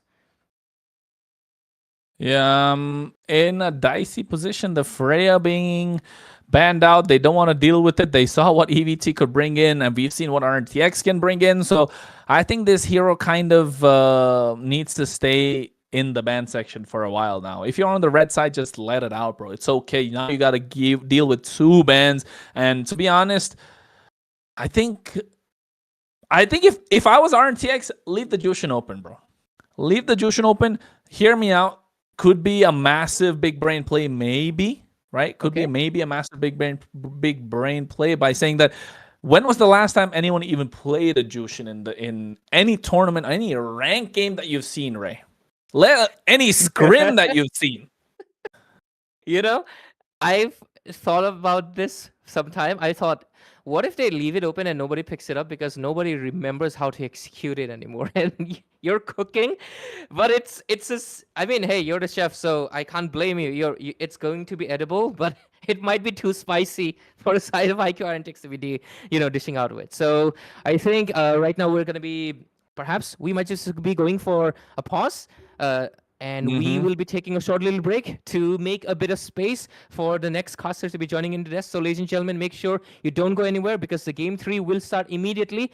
We will come back on the Indian Championship Series with a new talent on my place. Well.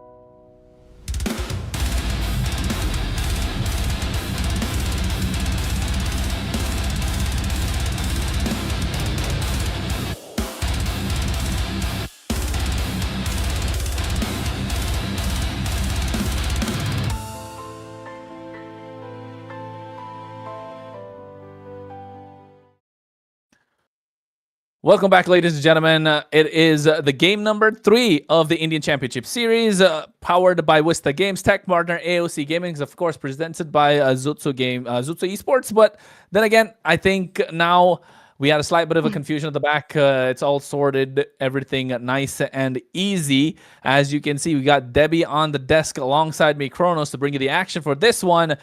Debbie, not a lot of time. Draft's already underway. Break it Yeah. down. I really, really like drafts coming through from both of the sides here because in a Best of 7 series, you are into a third game already. This is the point where you know what your opponent is really capable of and what they are always going to be bringing it out. And I understand that Aku RNTX, they don't really play the Kalea that much and they usually ban it away. But the fact that the Freya was hard to handle for him into those previous game, I think this is the reason why they remove it away, and this give a leeway for the Kalea to come through for the side of EVT. So RNTX, classic combination, Yi Xunshin and Gatot. Yeah, I like the Gatot Kacha being picked up early in the hands of Cram God. It has been really good. The Yisun Shin's doing really well in the hands of Aaron as well. So a good combo, like you mentioned, they get a lot of macro vision around the map, a lot of fast rotations. You know for a fact they're not going to be out rotated with the Yisun Shin present on the map. Yep. However, EVT need to look to clap back. They need to find some sort of aggressive goal laner that can deal with the Yisun Shin, can apply pressure before the level 4, maybe take advantage, and also something in the mid lane that can pair up well with this Kalea. So I'm either looking at a carry or a Lunox coming through at this point. If not, it's going to be difficult. They get themselves a Kimi to kite, but also add the Yu Zhong, which was a problem for Aaron to deal with in the previous game. And with Corey QT getting that crazy performance, why fix what's not broken? Exactly, and that's definitely going to be a solid choice, I would say, for elusivity because they don't if they don't usually go for the combo onto the mid side, maybe it's going to be becoming a combo for the gold lane here, like you mentioned. The carry can come through here, but for IQR and TX, this is the hero that has been banned away consistently by EVT, and now finally Turing gets his hand onto the Leomord. This is kind of their style now, actually, because usually the Yi Xunshin always almost goes into the hands of Aaron the creator. It's never into the hands of Turin. So, they don't want to flex it anymore. So it's very understandable that they have the prio onto their jungle right now. But the first sub ban from elusivity, that is going to be a targeted ban. Very good for the high ground as well. But RNTX, they're removing all the carry. So they don't want to give away that combination. So what else is left for AVT to ban away? I think another mid laner, maybe the Valentina, take that away this time. Oh, yes. Yeah. Oh, the Eve was even better at this point, just because of the fact that the Eve can add on to what RNTX had in their favor, that Phantom Steed, that AOG, and then you have the high ground to try and siege the opposition turret. So yes, however, I think not a lot of options left open here. I think Yeah. Valentina, Novaria could be a good option, maybe. Ooh. He went for the Novaria yesterday, but it was into the hands of Cram God. So yeah, this could be a possible combination. But Kronos, when we see a Gatot, usually they put it together with the Sora, right?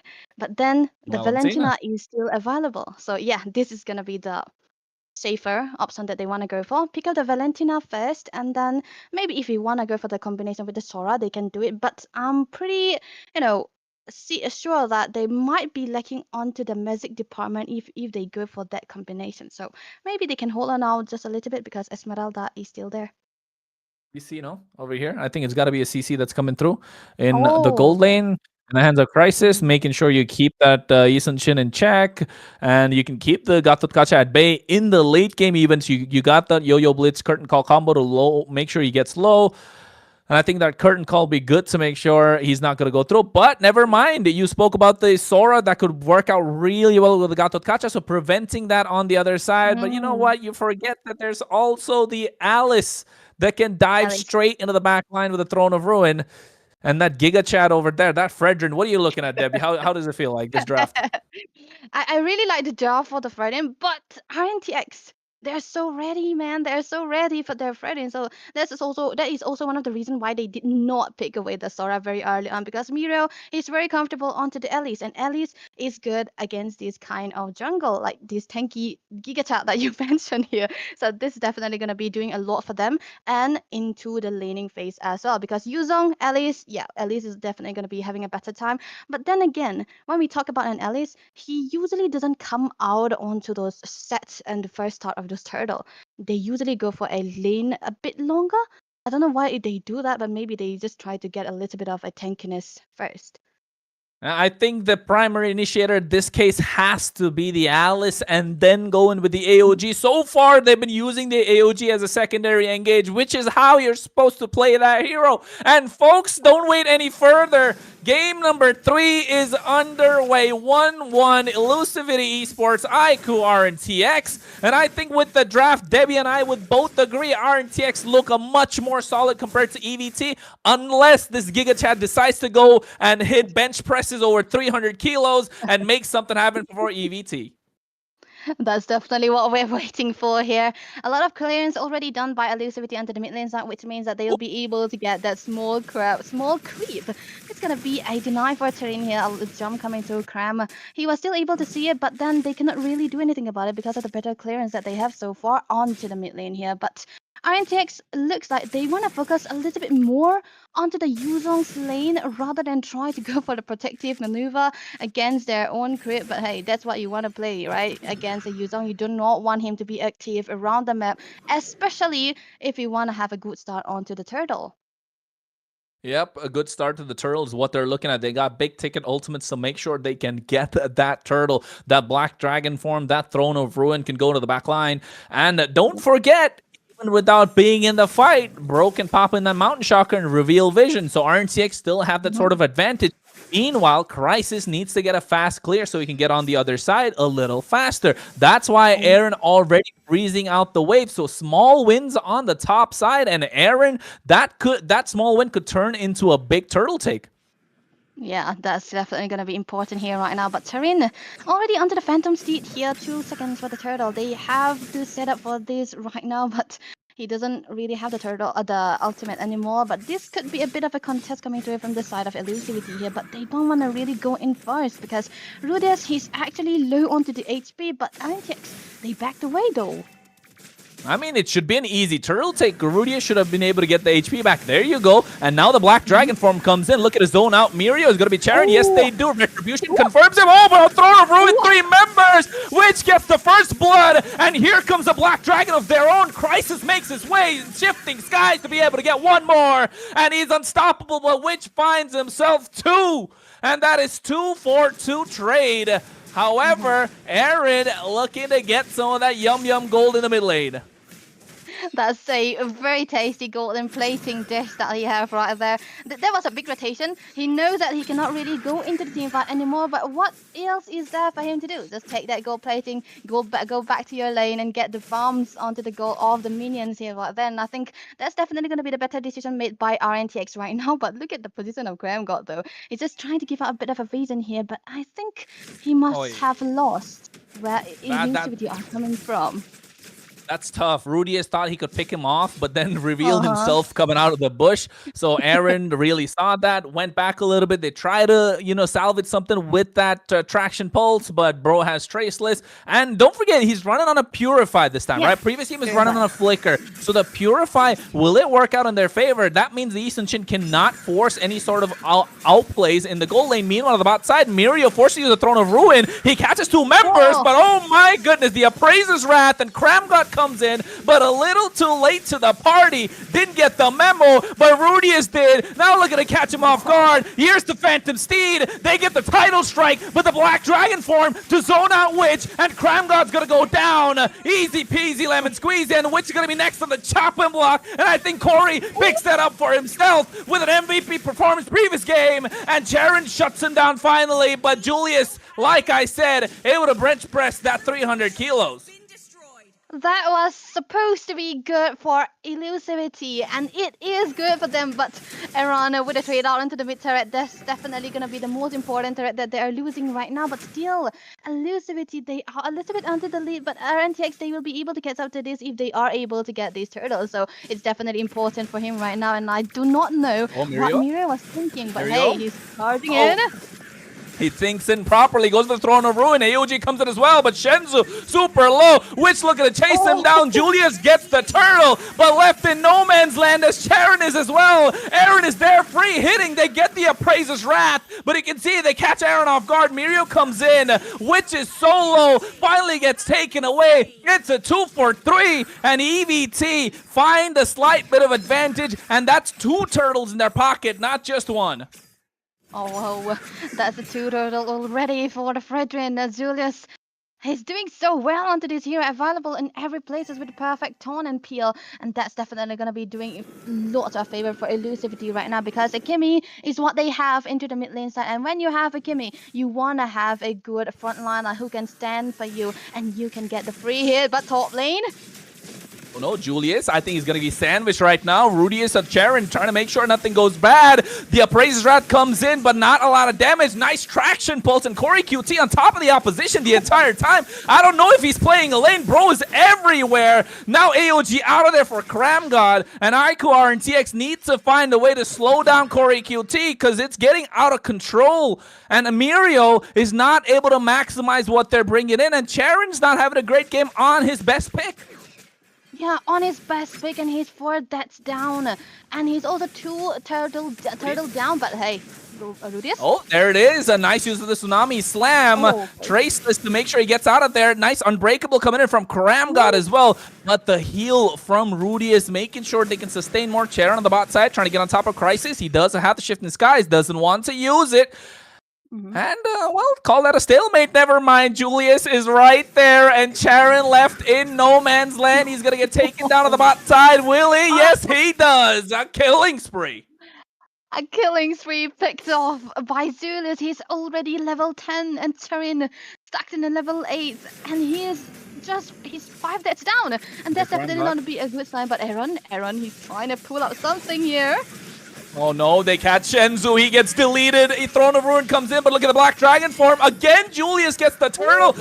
Corey QT looks kind of unstoppable at this point. Mirio needs to make his way out of there, but there's the Appraiser's Wrath. Finally gets out. Charon comes in, Phantom Steed, but bro can't do anything because Corey QT on this Black Dragon form seems to be getting out of control, and RNTX again needs to find a way to shut him down. Yeah, that's what they're looking for here, but Black Dragon coming through from Bits, just trying to go for the bit of a jaunt here. They are trying so hard to protect onto this top lane side because they don't want Aaron to go on the farm here, but meanwhile, I think that might be a situation here. Cram God, okay. Oh, I'll say one thing. Cram God took a lot of spells. That was a Petrify, an Appraiser's Wrath. I don't know if he even used the Tsunami Slam, but it took a lot to take him down. Throne of Ruin could come in at any point from Mirio, and I don't think he wants to take this beef because it's looking difficult. Corey QT has been stacking this entire time. Level 10. Julius not afraid to go and buy his lonesome self just to clear it out. So you can see a siege coming on the top side and the mid lane at the same time. Sky Piercer already built away by Senju here. It's going to be important for him, but look at that though. Tsunami Slam, AOG, Throne of Ruin, they're stacking everything. A misstep from Zutsu Esports, and I don't think they're going to make it out. Corey QT, Black Dragon out of the map, and nice use of the taunt as well from Julius, and Cram God gets deleted, adding a stack to Shenzu. Sky Piercer, Mirio comes in again, but Christ is able to save the rest of his teammates, and Julius with a beautiful taunt early on. They get out unscathed and unpunished. RNTX are kicking themselves. Yeah, this is definitely EVT's game that RNTX are playing here. They are not really well versed with the brawly composition, the brawly style that elusivity brings for them, and they are forced to respond most of the time, and I'm afraid they might have been getting lost here, but Mirio... I don't know about getting lost. Miria ain't seeing the dawn of light no matter what happens. And I think Witch is going to be next on the chopping block. But a nice use of the IMU. Jared comes in for the Phantom Steed. Julie's taken out low. He doesn't have the Appraiser's Wrath. Revitalize to try and survive. Rudius gets taken out.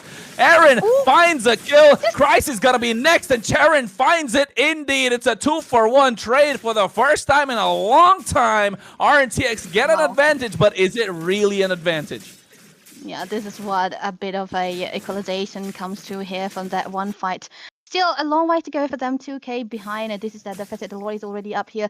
And Corey, he's 4-1 to 5, and I'm pretty sure he's already got a War Axe and maybe the Queen's Wings as well. That's going to be a little bit of thinking it's going to so far, but Lord side though, they must be starting onto something. Look at that. They're rushing it. They're rushing it. I don't think they saw this coming. Corey QT zoning away Charon, but I think Retribution going to be ahead of Julius. They do get the Lord. Charon gets taken away, and they find more. Oh my goodness, they do indeed. That's 3 members taken out with the help of the big bonk alongside that traction pulse, which tries to make it out, but Shenzo flickers forward, gets that kill, and those recall taunts are coming in, and RNTX are scratching their heads, wondering where it all went wrong. This is where they are gonna be getting so lost here, usually on RNTX's book. When they are going all in onto the Lord, no one usually goes for an ambush like that, but Corey have a different answer of his own. He's just trying to go in, but mid lane though, I think there might be something again. Oh no, Phantom Steed, he misses the horse. Bro didn't get the memo. Charon gets deleted, and Mirio can only survive. And now, Debbie, the Lord is already marching on the bot side. How can RNTX extend this game? They have to make sure that Aaron does not die. He have to have that Mountain Striker to try to have a good clearance, but they should give away this outer turret into the mid lane side here. If they are able to give this away and try to protect onto the inhibitor as long as possible, this is the only way that they have to play this game, because everyone is made to go for the snowball, the Leomord. Oh, flicker! Yeah, they're diving in deep. AOG comes in, but misses, only catches 2 members of the back line. Ruiz gets deleted. They're in a little too deep. Thrown over an already expanded Crisis, trying to make it out, and he does. No, he does not. Crime Dog gets the kill. Charon comes in, but they're kiting so beautifully. Appraiser's Rat dropped him down. And that's another stack. As Shenzo is godlike, and they use the IMU to catch him off guard. Aaron comes in. Should be a shutdown. As he finds it, it's 4-for-1 traded. Zutsu Esports abiding more than they can chew, and they paid the price. They did pay the price. Corey Cutie is the only one surviving right now, and there we go. Aaron finally being the saving grace for RNTX. He's got the farm. He hasn't died, and that's the direct killing speed that he got so far. They were waiting for him to get the farm in, and finally, and I kind of blame it a little bit onto the play made by Rudius, that he could have avoided going in when the Lord wasn't healthy anymore. They could have come back and tried to reset and play the long lane slowly, freeze out onto the lane, not give any gold into the hands of the Yi Xin there, and wait for the next lot to come through, because no matter what they do, RNTX are going to be clumped up together. They cannot stay on their opposing sides, because they are always going to try to go for those team fights or a reply for whatever elusivity they are trying to plant for here, and they did not really have the control of the map also. Rudius is always going to be there, but that bit of hesitation might eventually turn the tide around for elusivity as well, if they go for those kind of engages again. Top lane. Rudius got caught in no man's land. Nice use of the shifting skies as Crisis catches all 5 members, and now comes Corey QT into the back line, forcing the Purify out of Aaron. They get the kill, but Witch still standing, and so is Aaron. Julius comes in, AOG to try and save him as well. Corey can't chase him down. Charon falls, and Shenzu is there to dish out the damage. He gets himself a double, stacking more and more, and now they want a couple more, but Aaron's still able to survive. How does he do that every single time? Yeah, Corey. He's been at the... Oh, wait. We've got to see the bot lane, though. I think they're going to go. They get the kill onto Cram God. Now they're going to get the tower inhibitor taken down. Aaron barely survives. And so far, this Isun Shin is working, Debbie, but the engage and the way they turned it around with those shifting skies. Talk about a 5-man set. Please show a replays to us. Yeah, that's what we are waiting for here. But you can see the entrance from Corey Cutie with the Dragon Man. It was so amazing that he was able to get a drone perfectly onto Aaron. He wasn't anywhere near. And even if you have that much of a goal and that much of a damage with the Purify as well, you cannot really do anything where you are getting zoned away most of the time. And he's the sole damage dealer here for the side of RNTX. Whatever set they make, if their damage dealer is not there, they cannot really find anything that is achievable for them. And yeah, that team fight was definitely amazingly well done by the side of Elusivity. They just lost Rudius, and it's okay because that is a rumor, by the way. And now they have the Lord. They are trying to sink in onto the lanes. These can be a worst case scenario. It could be an end for RNTX. Best case also for the side of Elusivity. 3 waves crashing in at the same time. The lore is already there. Marching at their base crystal. Corey QT with the Black Dragon form going in. They get the inhibitor in the bot side. They're looking to get the mid lane up next. Rudy is looking for a target. Now Corey QT looking to get on top of someone. They don't. Immortality is all available. Corey QT, no Black Dragon form, so they should not overextend. They understand the assignment. Get the inhibitors and walk out of there. Looks like they want to live to fight another day.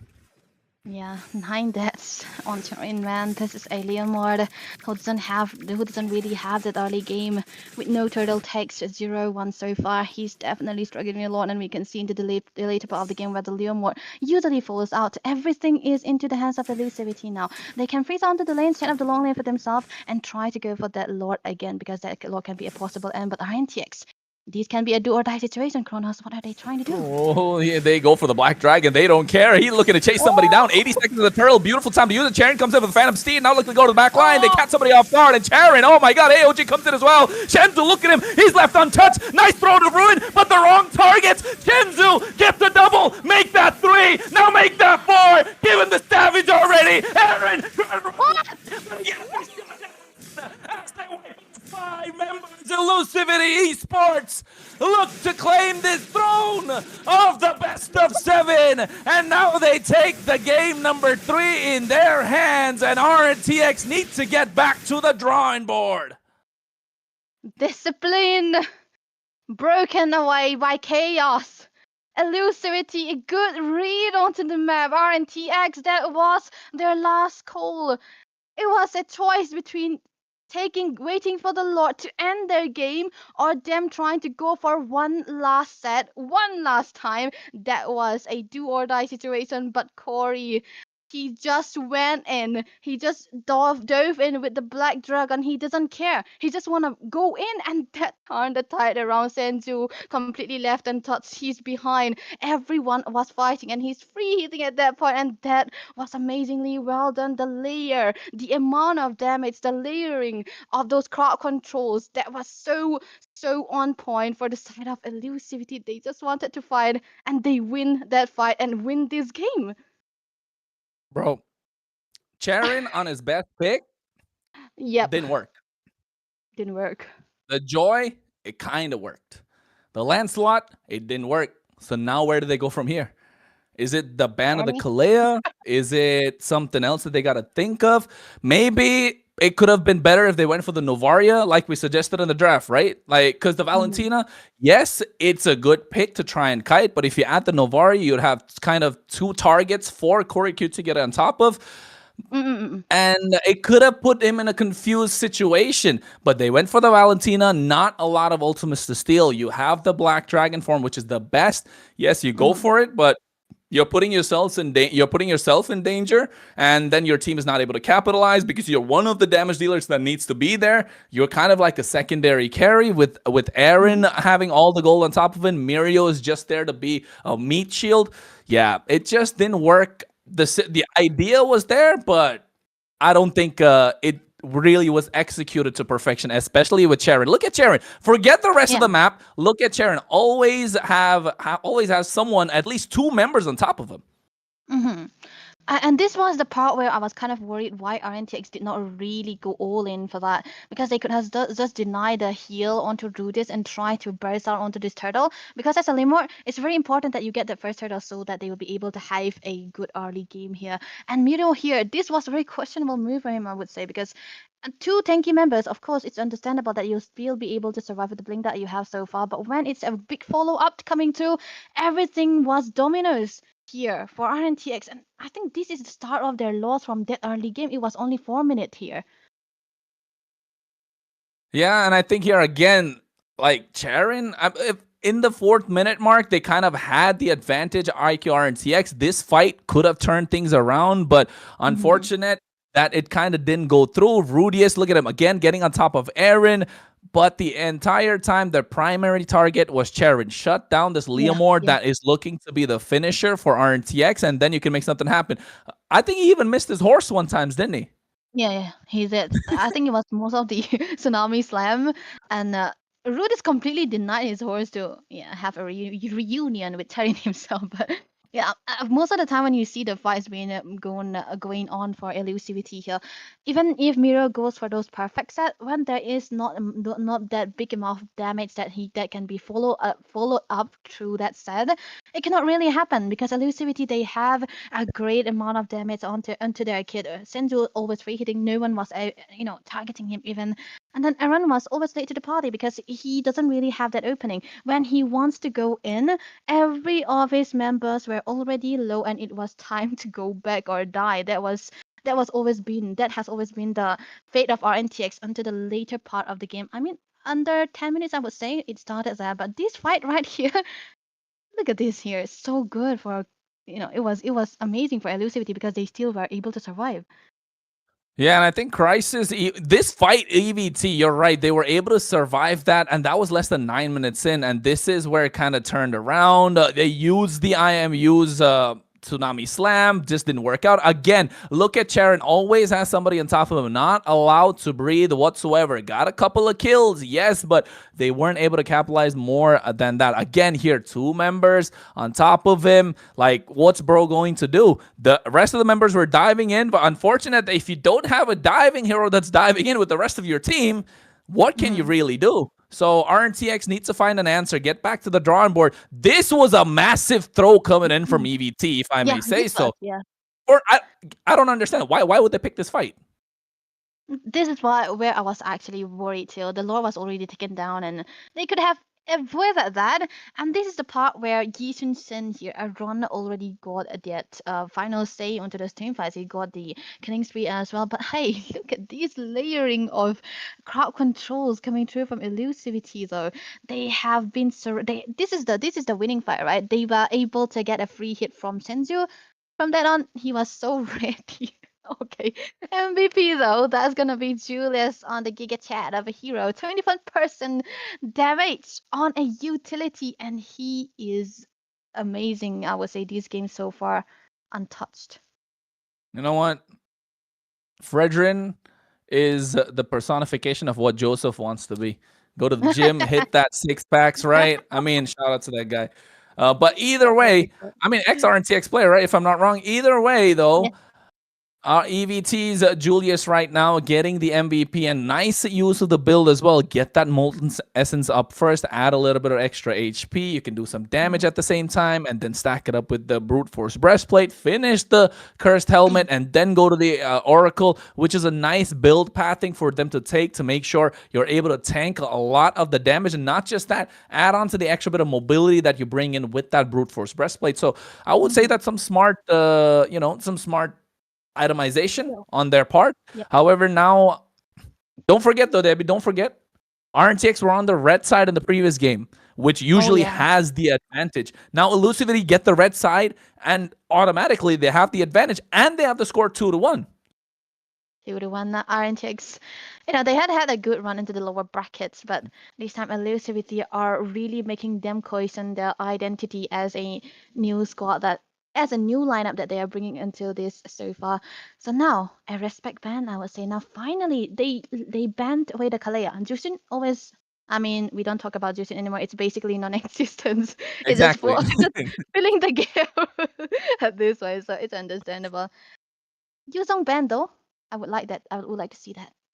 Maybe. I like the Eastern Shin. I like the Eastern Shin being taken away because don't forget, Aaron was still a problem with the Eastern Shin. They know how Oh to work yeah. around. They know how to play around the Eastern Shin RNTX, using him as a secondary carry if Sharon's not able to perform. And in this game so far, might I say so, it hasn't been the best performance coming in from Sharon. So they're really relying on Aaron to carry the game from there on out. So you're not having that Eastern Shin, no Freya. You said it. The Yuzhong not going to be given away whatsoever. 2 games in a row, make that 3? Nuh-uh, no chance. So we'll ban it out. What's it going to be here, though? Is it going to be the Baxia? Is Box, it yeah. what else is left? Grok, maybe? Grok. I personally prefer to go for a Grok ban here, but then again, RNTX maybe this time they want to be a bit careful and play the Baxever themselves. Oh wait, it's gonna be the Guinevere. I don't mind though. The Guinevere is such a good Mhm. healer, especially into the hands of Terran. And when we talk about Terran Kronos, he's usually more of an assassin player kind of guy, but he's been playing these fighters into this tournament for a long, long while. So maybe it's time, maybe, just maybe a personal preference. Maybe he can play the Fanny, you know?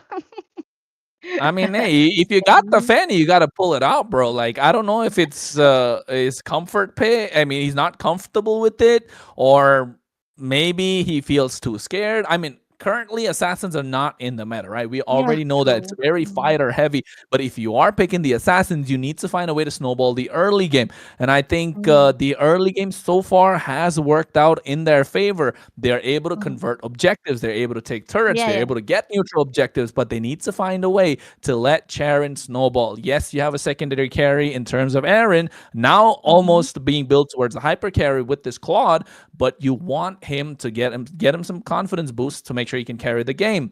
So will they double down on that? You know what? Elusivity say Wow. you play Leomord, bro. I'll show you how to play it better. Julius gets it in his hand. Again, they get that Sora, which was amazing in the hands of Crisis. Now I can only imagine what Corey QT can bring on board with it. Yeah, this is something you don't usually see into the first phase because Valentina could come through, right? Onto the hands of RNTX again. But looking at the way elusivity are just no breed. I mean, if they are just trying to lock onto these two heroes, I would personally think it can also be a deny. But hey, we talked about the bugs. Yeah, though I was having a delusional moment for FNE, but the bugs is always gonna be the better choice in a game of a decider like this. And Kimi always gonna be a full and there we go, Kronos. That is gonna be the secondary damage dealer that we wanted. No more Valentina, but I would say it can always appear into the XP too. Yeah, I think in the EXP lane, yes, you can bring that on the table, but then again, do you really want to risk it? With the way that they've been playing with Mirio, how he likes to dive in the back line, make Yeah. something happen. Yeah. I love the Farsa here. The Farsa is Oh yeah. absolutely amazing. If you are ahead, if you are behind, getting any sort of advantage to Aaron, then the Farsa is just a dead chicken, to be honest. But if you're not, then you can find a lot of advantage. The Khalid being taken off, the Grok being taken off the table as well. Wow. So how do you keep this Claude in check? That's the big question for Elusivity Esports right now. They need a bit of a lockdown here in order for Senju to dissolve the damages. But that's gonna be a CC ban here, still a very good ban. But RNTX though, Cho ban, huh? Personally for me, I've never seen Rudius on the Cho. So it might be a waste of ban.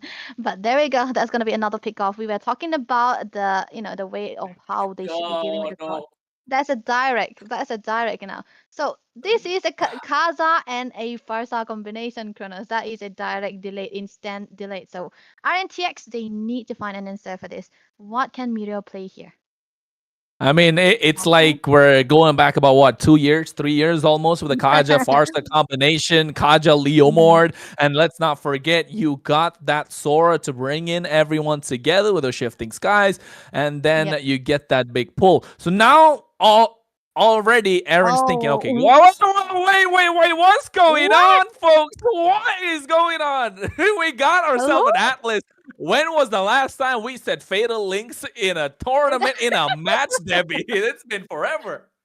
It's been forever, of course. Last week, okay, I was excited to see something different too, but here it works. That's gonna be another magic damage into the hands. But hey, Fatal Links, I've forgotten about it if you haven't reminded me of it. That's how dead the hero has been. But finally seeing it played into the hands of Cram God, I want to see what he will be bringing with us. But Kronos, looking at the I position mean, so far for the side of Elusivity, they can bring the Purifier, right? But wait, Sentinel is on the Flicker though. that's kind of. I mean, you still want to play on the Flicker with the Farsa as much as you can, not just for the fact that Mm-hmm. you have the Atlas on the other side. You want to be able to dodge the Blazing Duet. You want to be able to Yeah. dodge those big traction pulses. So yes, I like the Flicker still, but you know what? That Fatal Links could be Yes. a sort of a counter to the Flicker Divine Judgment that Rudius might want to pull. So if you Uh-huh. ask me, it's now or never. Cram God's got to show up. Yeah, he's got to pull out something here. Usually, when you see that position so far, Miro's been the only one who goes for the initiation, and he is usually the follow-up. And this time around, he should be the one going for all of those initiation here if he make it through. Because Atlas is a pretty squishy hero for a tank into the early stages of the game. But then the passive comes in very, very handy when you have a perfect target too. And that's done a little bit too long. But Oh, hey, look nice. at me. Genzu, Flicker should be baited Oh, out at any it's point. Yes, so it does. Nice use of the region as well. Wings by Wings out of there. Witch now left in no man's land. They're trying to force out his Flicker. Don't Mhm. get it. It's Yeah. really good patience coming in from RNTX, and I think this could be a Mhm. slight bit of an advantage going to the Turtle. That's what you want to play about in. Don't waste any of your resources before the start of the turtle here right now. Because a Buxen into the jungle, you can be as tanky as possible if you have that good early game clearance and have the itemization as fast as possible, because he's gonna be the one who stand into the front. Go for those distractions so that the fatal links can come through from Crown God, so that they will be able to go for the team fights that they are hoping to go for here. A little bit of a focus onto the bottom lane side here. That's what you usually do, but mid lane again, stun. Oh, that was close. Yeah, I think Cram God on this Atlas. Oh, I'm excited. I want to see those big 5-man pulls, but I know if they're going to be happy even if they get one, or rather, it's going to come out when Rudius goes in with a Flicker. Nice use of the Shifting Skies from Corey QT this time. They pull away Charon. Nice use of the Feather Airstrike from Shenzo as well. They get the nice retribution on point. Julia is able to pick that up for himself. They're looking to get one. He finds two instead, able to make it out alive. And next is going to be Mirio. Make that a 3 for a treat for Elusivity Esports. They find 3 on the board and the turtle. Oh man, Corey, man. He's so good. What from the XP side, they was waiting out the flicker directly, and okay, this is what I kind of missed here. I didn't know who got bits that low onto the Kimi. The lack of damage coming through here. It was Senju with the feathered airstrike, and he's popping up here again. Bits was already so low. The setups were there from the side of RNTX, but they don't have the damage. What will they do there?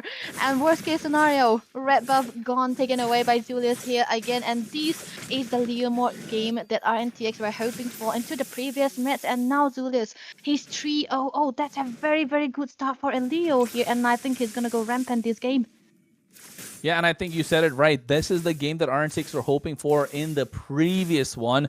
But the unfortunate thing is they didn't have the high ground that Elusivity Esports have this time. They don't have the burst or the poke to make sure you can go and finish. So it looks good for Elusivity Esports. Rudius level 5, Cram God level 4. Although Cram God wants to pull those sets, his team is not ready. And I think they're looking to wait to see if Rudius is going to pull the trigger. When he does, that's when it's going to come out. It doesn't matter if it's a one-man Fatal Links, but still, that has to be the plan for RNTX.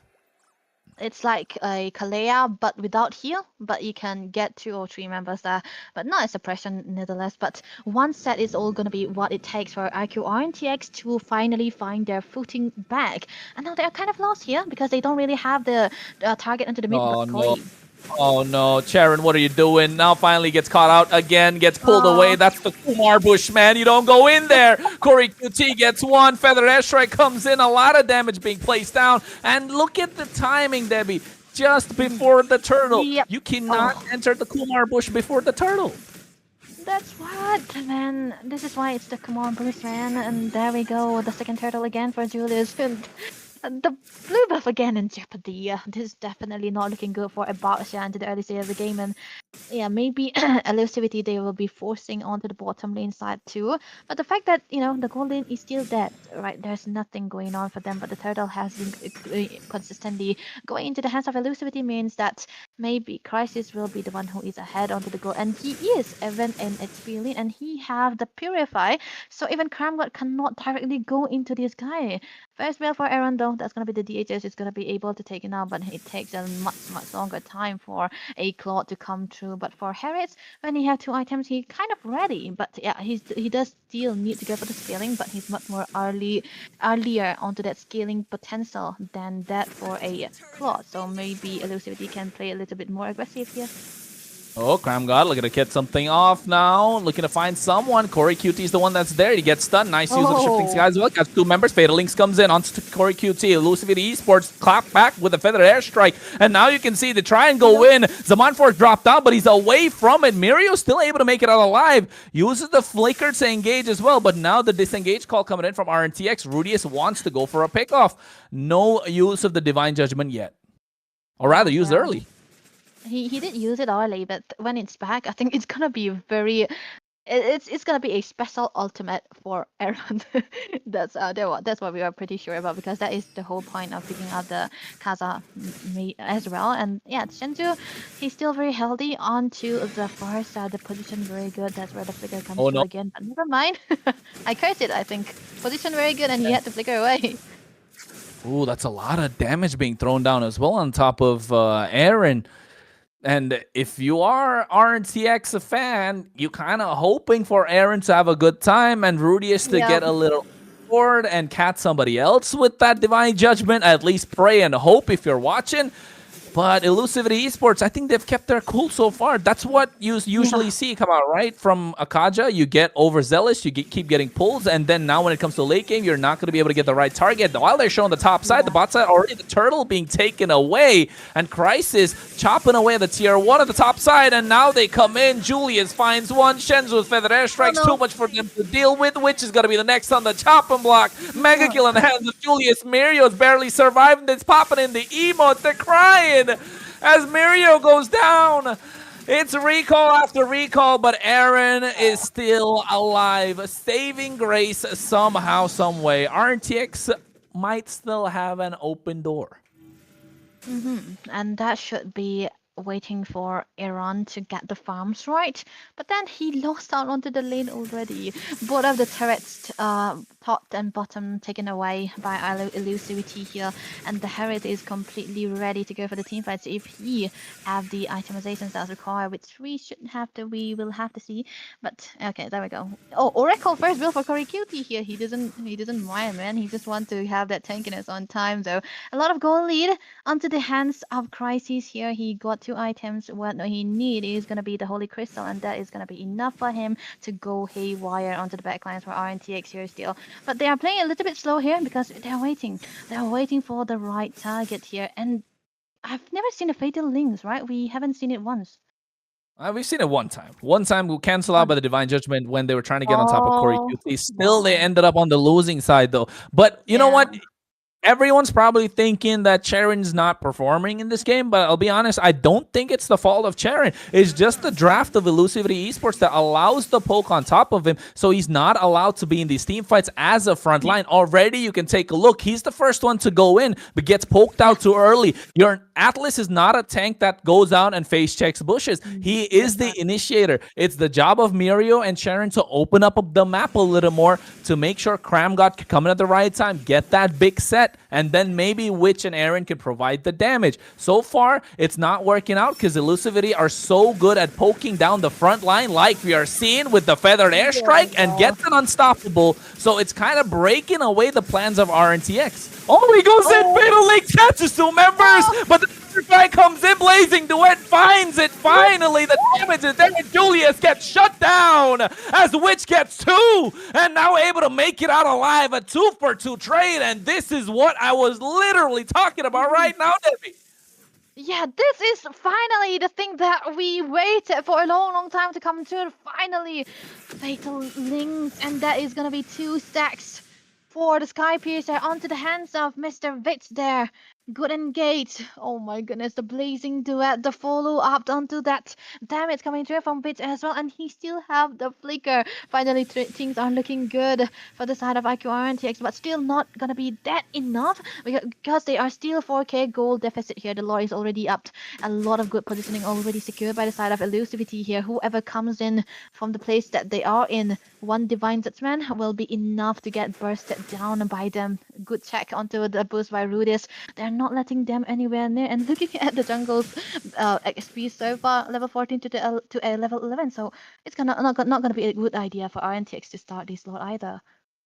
You know what, Debbie? You've been giving Mhm. caster curses the entire time. I've been blessing these teams, making sure these plays can happen. I gotta say something else this time. Maybe RNTX can pull off another play, but at this point, Elusivity Esports are still dominating the river, and that's what they want to do. Rudius is so tempted to go for that flicker Divine Judgment, but he knows the moment he goes for it, his team is going to completely fall apart. So patience is key, they say, and I think it's more important than ever, especially if you're Elusivity Esports, especially if you're Rudius. And now they get themselves the Lord. Here comes the Phantom Steed, Corey QT, Shifting Skies, Retribution to secure the Lord. Charon Tortoise's Poissons, but finally they go in and they catch Cram God. He doesn't have the Fatal Links and he doesn't get it. Blazing Duet comes in at the right time, but look at Shenzo positions himself so beautifully, and everyone's still able to survive from the side of Elusivity, apart from Crisis, and now they go forward. Which wants a kill, and he will get one indeed, as they find a 1-for-1 trade, but for the benefit of RNTX, they get the goal laner for the price of the Lord. And another stack for the Sky Piercer for Vich. 30 already. Wait, Rudius, you might be onto something. Yeah, you gotta go back, dude. That was okay, yes, but how was he able to get a kill onto Crisis? That was amazingly well done by Vich here. That is a very always mobile hero that always moves around here. But looking at the build so far, that's going to be a brute force breastplate for Julius. That's a bit of tankiness and the damage that he's going to go on so far. But man, the tankiness coming through from the Atlas here. Cram God isn't that tanky no more. He have the dominance and the Athena, but he's still being bursted down by the Firestar too. That's definitely going to be a good sign for the side of Elusivity here. But they are setting up for themselves. They are clearing up onto the lane, trying to get a turret or two, because RNTX, they cannot really go up because Rudis is always scouting onto this map. That he is basically controlling where Elusivity will be able to play. And mid lane is what they want to focus on, and I think they will be able to take it down with one wave. I mean, hey, bro, the wave is coming through. They're able to get this tier 1 in the mid lane, but I told you, I got some blessings to give out today. It happened again previously. You know, people would say "Aapke muh mein dahi shakkar," but I don't see that happening at this point. However, EVT are finding angles still, right? Yes, RNTX are getting those big engages, getting those kills, getting the right targets. But that's only step 1 in this 12-step program. Or rather 3-step program, whatever you may want to call it. And they need to find the other steps to try and get that win. However, EVT not allowing that, especially Shenzu. His position in that team fight was so good. Bro popped the emote while he was flying in the sky, and all they could do was just watch, right, Debbie? And I think that's so... that shows the ability of Shenzu. One could even call him a prodigy for the age that he has and the way that he's been playing the mid lane the entire time, especially with his comfort picks. He looks like a monster. And I think that's anybody on their given day. And at this point, RNTX need a wake-up call. Otherwise, this game is going to go south because they already have given away a 5k goal lead and more towards the side of Elusivity Esports. They're holding on to their tier 2s, but only just. At this point, you can see the macro in the favor of EVT. The wave on the bot side is pressuring on. 10 seconds to the Lord. They're making their way there. And I think they're brimming with confidence with all the recall pops are coming through. They're just waiting to start to have a way with the Lord again, and Elusivity. You know, they still will be able to take this out because still, Terran is not even level 15, and I don't think he will be able to win out the distribution as well. It has to be dependent on what Miro will be able to get right now. They are onto something though. Corey spotted it out. Oh my god, now he pulls back Cramgod. Cramgod looking for a fatal links. He flickers forward, catches 3 members, but here comes the Phantom Steed. Finds 1 feather airstrike to dish out the damage. And now you can see Mirio goes through the bravest fighter. Landshaker coming out as well, but Julius finds 2. Crisis with the Zaman Force pushing away 3 members. Charon is there to body block for Witch and Aaron, but he can't do it no more as they get themselves the Lord and 2 kills to follow. And no kills, no penalties, no deaths for Elusivity, and all they have is the Lord. And it has been engaged upon them by Korikuti. You do not really want to stay together in a place like this. He's always going to be going for a good set, but Aaron, he's going to be getting poked away by Senju, a good joining. And I think he will be able to get that feather airstrike on time when the Lord is able to arrive onto this turrets right now. But a bit of an unsynchronous coming through here, but still they will be able to find at least 1 inhibitor, because still the clearance is definitely going to be there for the side of RNTX, but this Lord might be eventually very healthy enough to take at least 1 down. Well, Charon has been doing this the entire time, man. Goes with shifting skies, pushes him back. Rather, Corey QT has, and now you can see the feathered airstrike, and the front line is just completely poked out. So they're really cornered into their base. And Debbie, I can only scratch my head to find a few answers for RTX, because that 12-step program ain't working. They maybe got to step 3. They still got a lot more to do, but it's not impossible. That being the light of day that they want to see. You might as well try to bless them, man, because...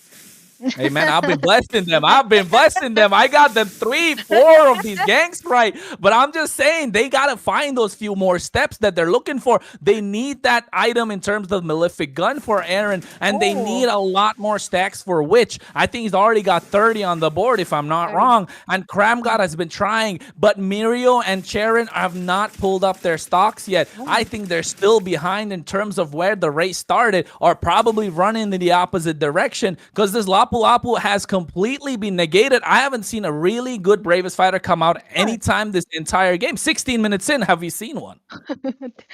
and that's bad enough that it's one of his best heroes for Mirio as well, and he's unable to perform because of the amount of crowd control Elusivity has always provided, and the follow-up damage is always gonna be coming from Senju most of the time.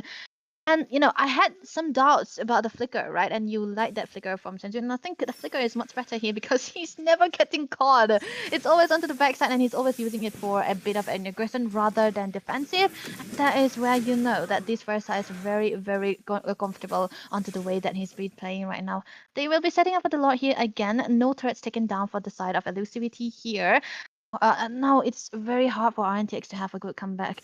You know, Aaron, he's 0 deaths, but still, he don't have that spacing that they want for him to go into, because even when Sarin goes in, he's always melted down. Cramgod wants to follow in, but then that front line dies, you cannot really do anything. Even Miro always gets bursted down. Even by Julius too, that's a Leomore, which is already getting that from the early stages of the game. I mean, not just that, bro. I mean, I'm looking at the goal lead coming through 8K now. It was 5K just a few minutes ago. Now it's coming out to 8K. I mean, yes, after a while, it doesn't matter. But still, that mental pressure that RNTX have on their side is not looking good. They get the Lord pulled away from their side. It's taking out 50% HP. They like a Lord dance. That's one thing that they can capitalize on if they know how to for the side of EVT. But RNTX are so good at the Lord dance. The thing is, Elusivity are better in chaos, right? And they want to go for the fight. And RNTX, they thrived with discipline. This is also the reason why they usually want to go for those kind of slow style gameplay and initiate with a calculative move. But then Elusivity brings that chaotic style into their game. And RNTX gets, like, they just have to respond to the plays made by Elusivity, and they kind of get lost. But hey, flicker! Oh, nice! Fatal Links comes in as well. Now they pull out the big Phantom Steed, and I think that's a good shutdown coming through. Witch gets a mega kill, but Shenzu's positioning beautiful. Again, Cramgod Immortality has been popped. Zaman Force already being used up, and now they're going in for the engage. Crisis has a lot of damage coming through.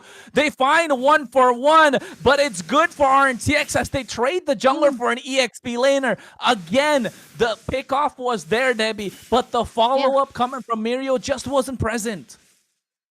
That is a goal. He's so behind onto the goal that he's unable to make out those plays here. But hey, Senzu, he's doing something that Senzu usually does. But Aaron, yeah, he's kind of aware that that's going to be a clearance out to the bottom lane here. But they're still trying to hold on to the Yeah, they're just trying to hold on to the Lord right now. It's pretty good because still Julius have 4 seconds to be back on time and they will be able to get back when the time comes. And Meteor might be a little bit too late. Cram God, he have the Fatal Links again. But the thing is, Crisis, he's always holding on to the Purify. You know what? I want to see an Atlas win, bro. Like, forget Yeah, about me it. I too. can't be biased, but I want to see an Atlas win. Come on, Cram God. He can pull out a couple of sets a little bit more, give us some of that Yes. excitement going in. But Corey QT is doing the best that he can. He goes in, finds the shifting Crazy skies. Chris! Retribution missing out from both junglers. The Monforce drop down. Cram God goes in a little too deep, pays the price. And now they're clapping back. Lucidity want to dive. Look at Shenju. He's positioning himself good. Feather Airstrike comes in. It's too many bombs that they can take. And now Miria goes in at the wrong time. Tries to be a hero, the bravest fighter for Aaron. He finds an opening, but Shenzo flickers out of harm's way. Here comes the Phantom Steed. Julius just trying to survive, but the Savant Force has a very low cooldown. They get the siege of the mid lane inhibitor, while the Evolved Lord is still marching down the top side. The Evolved Lord is here, 20 minutes. Still, there's time for Cram Gone and Mira to come through. They might be able to defend this because this is a Kimmy and a Claude, but then they might eventually have to lose out terrain here again, trying to defend onto the bottom lane, not to lose even one of the inhibitor onto the bottom lane here. Elusivity with that much of a discipline able to back away, but Anzu, he have the feathered airstrike. That has been the way they have been playing that AoE. They are using Flicker Rudis. That's a miss. Well, that's the blessing in disguise. Now they know that Rudius is not going to dive in. This is an opportunity for Cramgod to pull out his flicker whenever he needs it. But you know what? I think let's talk about a little about the unsung hero of this entire match so far. It has been Corey QT. The previous 2 games, he's done that on that Black Dragon, on that Yu Zhong. And I think in this game, he has been clean and crisp with every single shifting. Guys, bro is diving in, gets Charon, only if he's by himself, gets him caught up in that tornado and pushes him back for the rest of the team to dish out the damage. And he's not able to get out of that crowd control because he has a retribution, and let alone that he is a tank. So he's forced to use the Tortoise's Poissons to at least slow down the opposition and make something happen. Unfortunate that they have too much poke, too much damage from EVT. That's what, and from the very start, Corey Cutie has been the one who was able to set up for the turtle for the team here. Baiting on the flicker was definitely one of the biggest things that they had so far.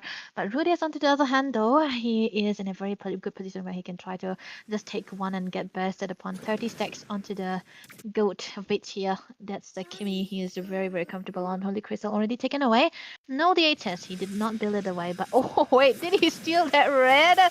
No way he does that on the face. And oh my goodness, this dude, he have a lot of damage. He's just there. Yeah, man, it's a heartbreak if you ask me for RNCX. At least let him get the purple buff, bro.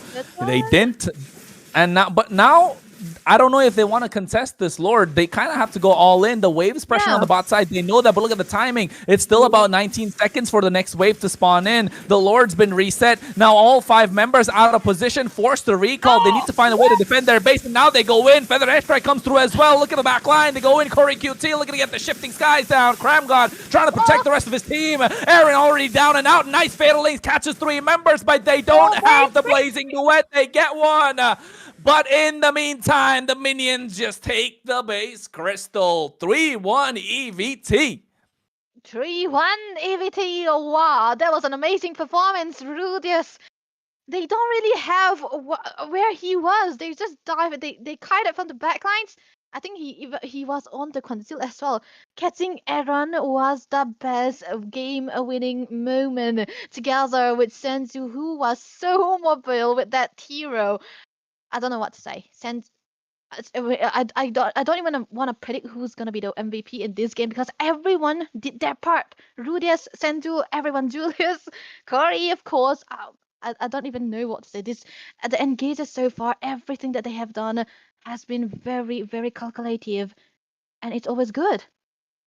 Yeah, I agree. It has been a game plan that they tried from the beginning. Just poke out the front line. The back line can be dealt with later. Unfortunate that in that last fight, when they had a slight bit of a glimmer of hope, the waves was pressure onto their side. I mean, we said about it just before the fight even started, that look at the waves. They're pressuring in. They need to clear 19 seconds. It was what? I think 21 seconds before it The minion spawn at 40. It was 21 seconds at that time. They needed to make something happen. Unfortunate that they couldn't. And the Oh, worst of all, Aaron's the one to get picked off in that fight. that's what. He is like the golden egg that you want to crack. I don't know what I mean that initiation, but Golden, golden goose. Yes, that was what I was gonna talk about, golden and then egg. it got him. Golden egg. Oh man, I'm just too flabbergasted by the way that AVT's been playing, man. I've never seen them being this so decisive, and it works so well against RNTX here right now. Even when they were laying a lot of damages, there's always a follow up. When you have a Kaza, you want a follow up that can go for the insta burst and send you on his best hero. That is his number one most used hero, and he's very there. He's always there for Rudis, and even in this set, yeah, RNTX didn't make a comeback, but Out the front line the entire time, and just unfortunate that there was no sort of a comeback. There was no secondary planning from RNTX's draft. When you go with an Atlas, you're kind of like hoping for what you can do. I'll be honest. Let me say one thing though. There is a hero that Kramgot can pull out that people haven't noticed yet. People who have not followed his journey in the international scene probably don't know about it. And mark my words, one day he's gonna pull it out, and that's gonna be that Franco. People got to keep an eye out for that. I was hoping. He's a Franco connoisseur, if you ask me. I've seen him play the Franco many times before in different stages, different tournaments, in different countries. Even he has played this Franco really well. I think right now maybe he's having problems or trying to find synergy. Maybe they're saving it for a bigger day. I don't know why. Maybe just to keep it hidden, but I would say a Franco could have been good there. But then again, you have to play very aggressive. This was the fight. They caught Aaron off guard. Nice three-man fatal links, but nobody to follow up because the person who's diving in with a lot of damage was dead, and they needed to find a way to stop their base crystal from falling down.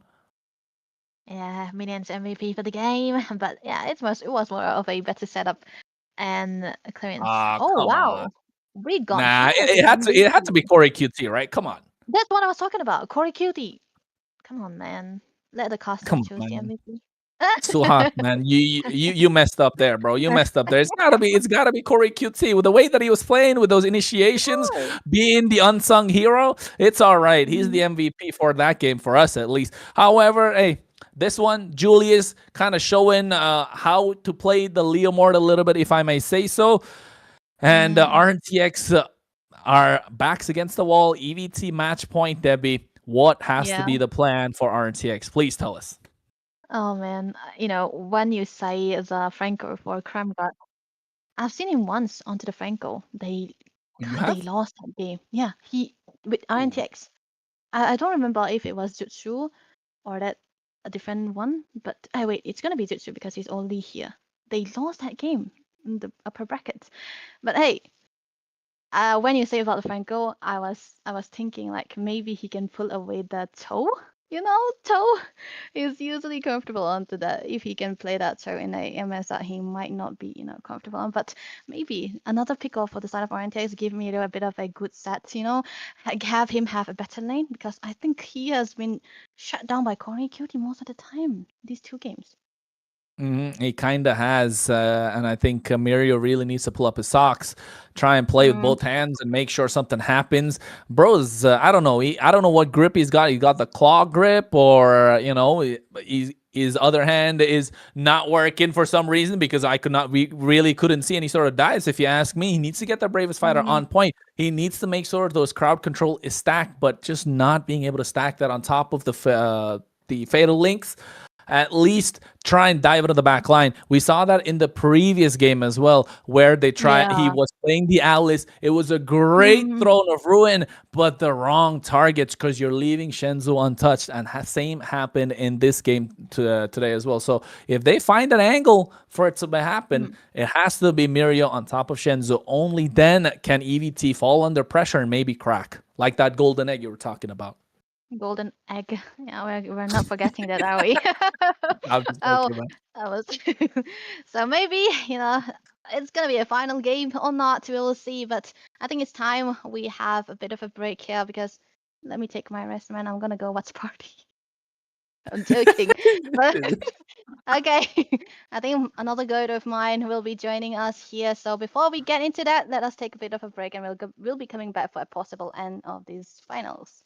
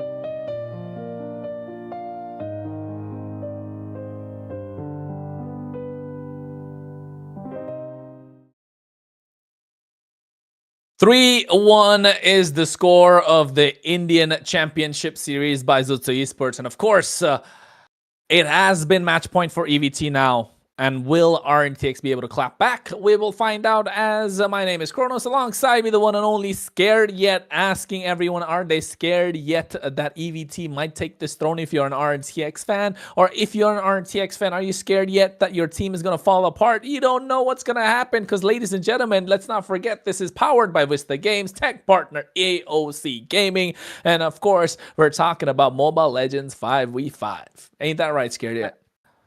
I'm just so excited out here for this one, right? Because history repeats itself, is what people normally say. And we have witnessed in the past how Elusivity went in all the way from the upper bracket to reach in this grand finals. That means they were the ones to beat all the other teams previously. And this is one of the big reasons, right? Right now, Elusivity have got that badge of being the best team in the Indian Championship Series still now, while Revenant X Park are looking for their revenge in this one. And man, it's looking farthest as how far you can see out towards the horizon, right? You do not see a comeback from RTX if they continue to play the way in which they are doing right now. I'll be brutally honest, I loved their draft in the previous game, but it just feels like they're not able to play up to their fullest potential and not use the power of that draft. Well, the draft makes about 60-70% of the game, and I think on the red side, you always get the advantage. I think Scared, we know about that for the longest of time. Unfortunate that in game number 3, even being on the red side did not help them out because their plan did not work. Thanks to that Black Dragon from Corey QT. If EVT were to win out this entire series, Corey QT is my MVP for sure. RNTX, on the other hand, are not looking to let that happen. And RNTX have to cook. Turn up the heat, call in the chef. If Crowley's watching, tell him to turn up and get the guests ready on the table. RNTX got to cook, and they got to cook right now. Otherwise, they got to walk away doing the dishes, and it's not looking good so far. EVT, good bans. I like the Guinevere being taken off the table. Scared, anti-meta, right? I like it. They're just trying to force RTX into something different now, maybe going for a bit more adaptation. I want to bring the conversation back to the Corey QT point which you mentioned, right? He has been the MVP, and I would double down on it, and I would agree. Corey QT has literally been diffing Mirio most of the time out there. And by diffing, I don't mean he's just destroying Mirio. But in terms of having the impact in the game itself, you can see Corey QT at a lot more places as compared to the rest of the team of Aiku Revenant X Park. And again, I want to bring a little bit of attention down towards that goal lane as well, right? I've been talking to you about the same thing, that Aaron is not aggressive at the right moments. He's playing more for the survival and not making those mistakes. And Crisis, being the aggressive man, he's constantly punishing him. We saw that in the game of the Freya versus the Isun Shin as well. You saw the domination that Crisis brought in. And we're on that topic. It's been the first pick in the hands of Elusivity. What's it gonna be? Gatot Freya. I was gonna say. I was thinking of Grok Freya, Valentina Freya, or it's gotta be Gatot Kacha Freya. Those are the 3 options that you have. They go for the Gatot Kacha Freya. Now I'm assuming there's gotta be a Grok coming on the side of Elusivity Esports because Rudy has played that really well. Maybe go for a Grok Eve, Grok Esmeralda. Although I wouldn't say Esmeralda is great. Maybe go for the Grok Kimmy. That would definitely add a lot more pressure. I know that Kimi adding that extra bit of pressure into that mid lane would be pretty good, but I kind of want to see them lock in that Phobius early on, because if not, Ico RNTX will definitely ban it out in the next phase. I know it kind of feels weird though, but with the amount of dashes that you would see Aaron make, yeah, that Phobius is going to have a fun time out there. Plus, let's be honest, regardless of what you think, it kind of denies the possibility of that Lancelot pick as well on the other side, right? Because unlimited dashes, a lot of stuff on that Phobius' hand, but get out of here. They lock in the high loss along with the CC. Okay. I like the CC, Scared. I like the CC. It's a good comfort pick for Crisis.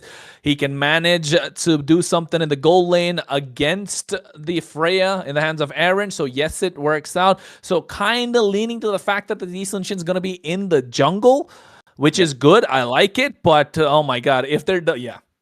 I was going to say, if they're doubling down on the pressure that can come in from the side of RNTX, yeah, this Eastern Shin's not going to see the light of day.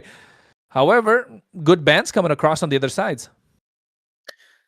Powering down onto that Lunox because let's be honest, you need one more damage dealer side by side, right? In order to make sure that the every single egg is not in the basket of that yeast and Shen, especially that golden egg which Debbie was talking about cracking right previously. So you want to probably have that Lunox. You mentioned about the Kimi as well. Both of them banned out. It's a full-fledged mid lane target. Ma man, what options do you have right now? Maybe give. One, two, three, four, five, six, six mid lane bans. And Yeah. I'm thinking Valentina's left open. RNTX needs to pick it up. If not, it's going to be on the other side for sure. If not the Valentina, what else is left open? Kadita, maybe? Are we really going to see a Vexana come through? Yeah, Valentina has to be there. What's left, though, scared for EVT? I mean, if it was not RNTX picking the Valentina, I think so they would have gone for the Novaria because it is one of those pocket comfort pick for which eventually works out as well, right? You land in one shot onto the Ascension, there's a problem. But now for elusivity, uh, you need some kind of stoppage as well onto that Leo mode. Or Yeah. going for a full dive, go for. I don't think so. Karita is a good choice for them. You know Vic- what? This is where Shenzu has to go deep into his bag of tricks. Probably put out a Faramis right now. It could work. I like the Faramis. It prevents all sorts of CC, but you're giving away a free ultimate in the hands of Valentina. I know. I see your face. So what other options can we go with? Because whatever you're picking up right now has a lot of crowd control, has something that they have to provide on the other side. I like the Lu Yi. I like the Alice, but it is such a double-edged sword picking up a Lu Yi. If it doesn't work in the early game, you're not going to win the game. Mark my words, 4 minutes in, Lu Yi not have a couple of kills. The game's already over. RNTX might as well walk away with the win and take it to the next game. And now you basically made things easier for Witch as well, right? Because he either steals away the Glorious Pathway or he simply focuses down on the Yi Sun Shin's Mountain Shocker to get that vision and probably deny it to the other side. If you would have had another mage which could give a good ultimate to the other side, yeah, you provide a lot of options to Witch in that scenario. Locking in with the Lapu Lapu to try and lane against Alice. I don't think so. This is the best pick in the pocket right now, but he's gonna struggle a bit, man. But his only target is going to be the Lu Louis. Yi. Yeah, exactly. I mean, that's the only reason you could probably pick up the Lapu Lapu here. You're not winning out the lane. You're not going to get on top of the Eastern Shin because he has the Traceless. You're looking to lock down this Lu Yi. And if I was playing, I do not want to be Shenzu in this game. Like, absolutely no whatsoever. You don't want to be the Lu Yi. You're going to be the target of all 5 members, not just a couple, all 5 members. And it's going to be easy peasy for a win for them if Shenzu doesn't get anything on the board early on.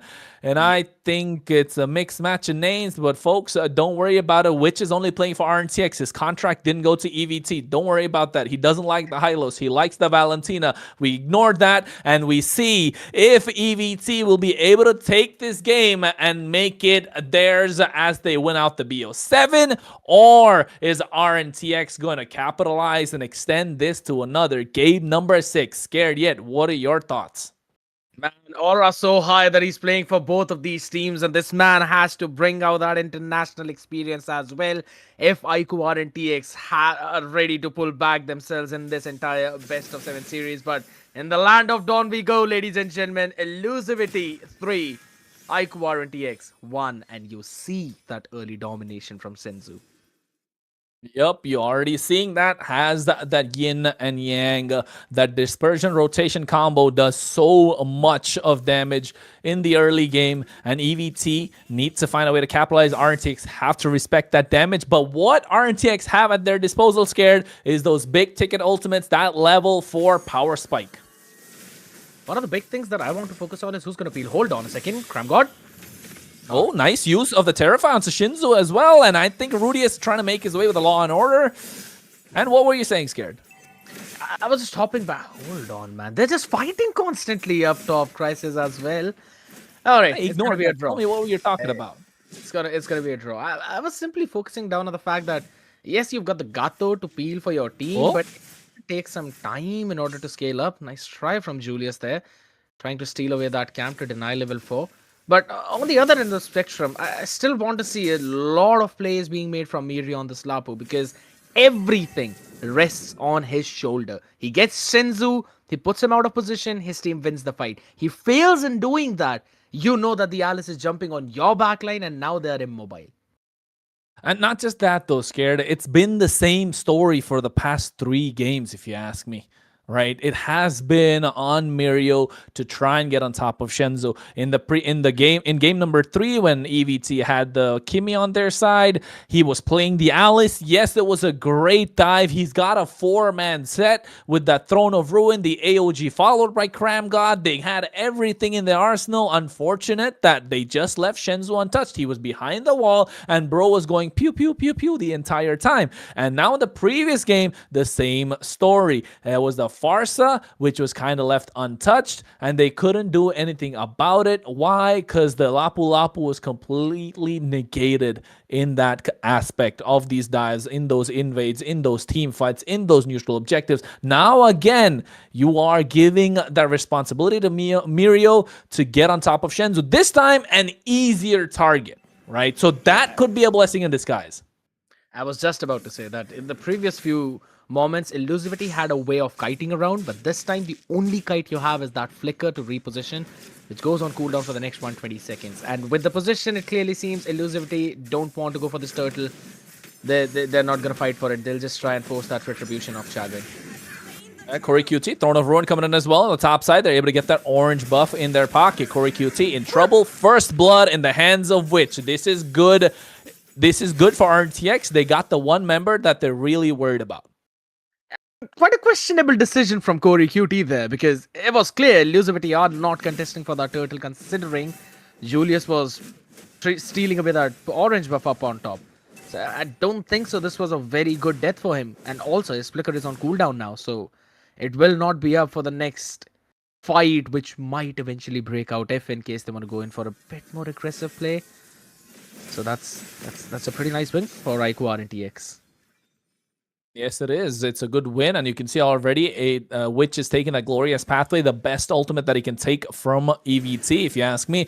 I don't think the diversion is going to be good, but the diversion comes in right now on the top of Charin. He gets caught out. Glorious pathways there, and they melt him down. And Witch goes with the glorious pathway of his own. AOG coming in as well. They could capitalize, get 3 members, but they're taking down too low, and the damage is coming in from Aaron. But you can see the yin-yang dispersion rotation just catching them off guard. It's a lot of bursts coming in the early game. Witch finds one. Julius claps back as Aaron trades, and Crisis is still left standing. The pressure is on. It's 2 for 2, but EVT somehow walk away with a goal lead. One of the big play there was definitely the curtains call by Crisis, because yes, as much as it stops the members of Raikou RNTX from running away, it makes it more easy for Shenzhou to put in that diversion dispersion combination on all of them, which spreads out as well. So I think so that one small micro engagement that happened there, if in case Elusivity are able to replicate it multiple times, I think so this game is going to become even more difficult for Raikou RNTX. Yep, it is going to be a little more difficult for Raikou RNTX if Shenzhou gets those diversions on point once again. Then again, Scared, I think the best ultimate for Witch to steal away has to be this glorious pathway, right? It cannot be the diversion. Hold on. Wait, Charin, Phantom Steed, AOG coming as well, catching Rudius off guard. Now you see the glorious pathway, nice Throne of Ruin coming in, and Charin able to get the kill onto Julius. Corey QT in the back line finds one, but look at Aaron. He chops away, gets one, looks to find another, and Rudius goes down. That's a 3-for-1 trade, and finally they're able to capitalize and get this into a turtle pick for their side. That's the commanding Aaron, which I wanted to see from the past 3 to 4 games, man. This is where he shines the most, when he takes that charge, when he goes on to that aggressive mode. And you could clearly see the amount of problems he was causing for both Crisis as well as Shenzhou. Yes, Louis is still alive, but it's fine. You deny all of those dispersion rotation combinations on your team. And fun fact, if Julius dies early on in those fights, then it's it. Elusivity do not have that backup plan. Yes, you can have a bit of AoE with both the CC as well as the Louis, but it is not going to work out in your favor considering Freya on the other side along with the Leo mod too. So that's something which Raikou RNTX could potentially use. Hold on. Oh, wait. You can see nice Bravest Fighter Landshaker coming out as well. Oh, no. This is looking dire for EVT. RNTX are finding their rhythm. And this is where they want to be. The tempo, the momentum is slowly starting to shift. I can feel it. Scared, can you? Absolutely getting picked off down bottom. Julius, man. It's a bit tough for him, but I love the fact that how IQ RNTX are now picking up those small micro plays too, where they are punishing the mistakes of elusivity, which was not happening in those previous few games. And all they need to do is just keep on going with this snowball. Not in hands of Charon, but more focused on the hands of Aaron. That's going to be the main guy. And elusivity, they have to shut him down. Yeah, they need to shut him down early. They have the tools with Shenzo on this low Yi. Oh, diversion coming in. Where are they going to go? We're going to find out. He's going to get on top of Aaron, but he saw that coming from a mile away. The clear was done. 20 seconds to the turtle. They need to make their way down bot. They have the Yi Sun-shin, good scaling, consistent damage throughout. I've said this so many times, Scared. I think you're kind of like bored of me talking about the Yi Sun-shin. But in this game, however, Yi Sun-shin, the right pick, the right time. If they go in with that glorious pathway, it will work. So far, Mirio has been sort of a saving grace, hasn't died a single time. It all comes down to the next turtle fight. And now look at his confidence as well. Look at how far he's going. He wants to know where the Yi Sun-shin is. And we might see the fight break out now. Glorious pathway from two sides, creating an X, but Julie's able to get the retribution on point as well. Now they're trying to get on top of them. You can see the damage coming out from Shenzu is there, but in the back line, Corey QT doing the best that he can. RNTX disperse, and so do EVT. They do not want to pick this fight. They're okay giving away the turtle and walk away unscathed, both teams. Just a few hundred gold lead in favor of elusivity right now. Oh, hold on. Oh no, what diversion just to catch Cramgod off guard. AOG out of there. And now Aaron looking to recall. Oh wait, I think he might get caught out. He does have the Valkyrie descent, and now they're trying to catch him off guard. He gets under the safety of his own turret, but they're diving him as he uses the Valkyrie descent to get out of harm's way. And now Corey QT has the Throne of Ruin, doesn't want to use it. Phantom Steed pulls him under the tower, but he's able to make it out alive. And look at Cramgod's HP. Barely breathing there, my man. He was dancing on the knife's edge, I must say. During all of that chaos, though, even though there was no picks being taken from here and there, still the bottom tier 1 is going to go down thanks to Julius having that map awareness. And I think this is something which he needs to do a little bit more. I'd have to give credits to his farming speed, man. Even though he's been picked off 3 times, you look at the timer on the clock, it's 8 minutes in, and he's still level 12. And this is the strength of that best jungler. He's 1 level up than Charon. And looking at the items as well, going in with that endless battle, along with the Vorax, he will be bursting down through that chunky front line of Freya, as well as the Gato and Mirio on that Lapu Lapu with that extra bit of true damage. Glowing Wand, it's going to be completed pretty soon. The only main item, alright, he's just completed it right now. Otherwise, I was about to say the only main anti-heal for them is the dominant size. So if Rudius falls, they don't have any of that anti-heal effect.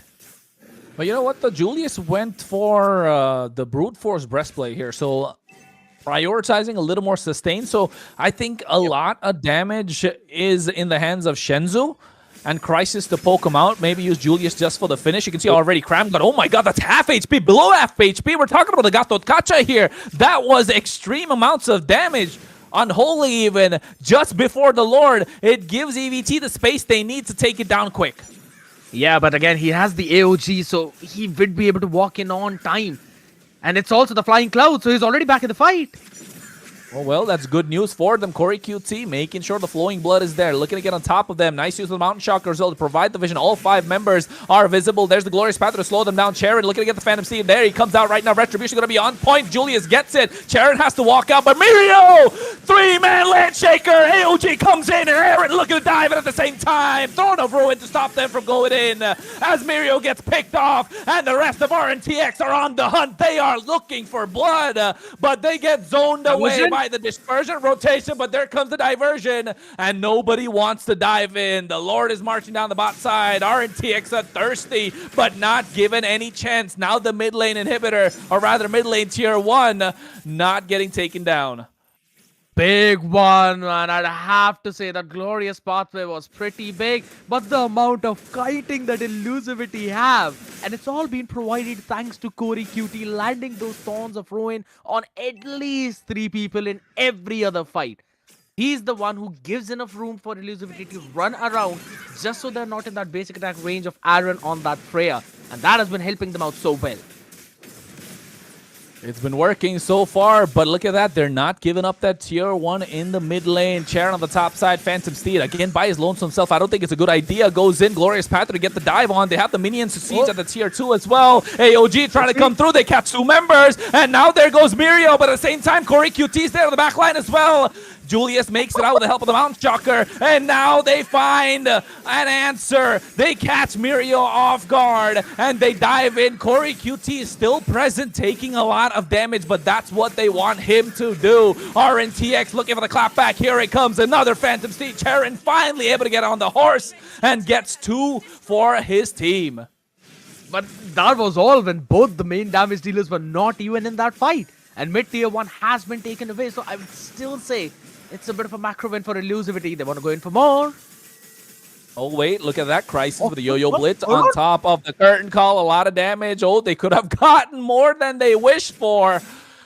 And it could have been all she wrote, but EVT and RNTX going back and forth this entire time. 3K behind, scared. 3K RNTX.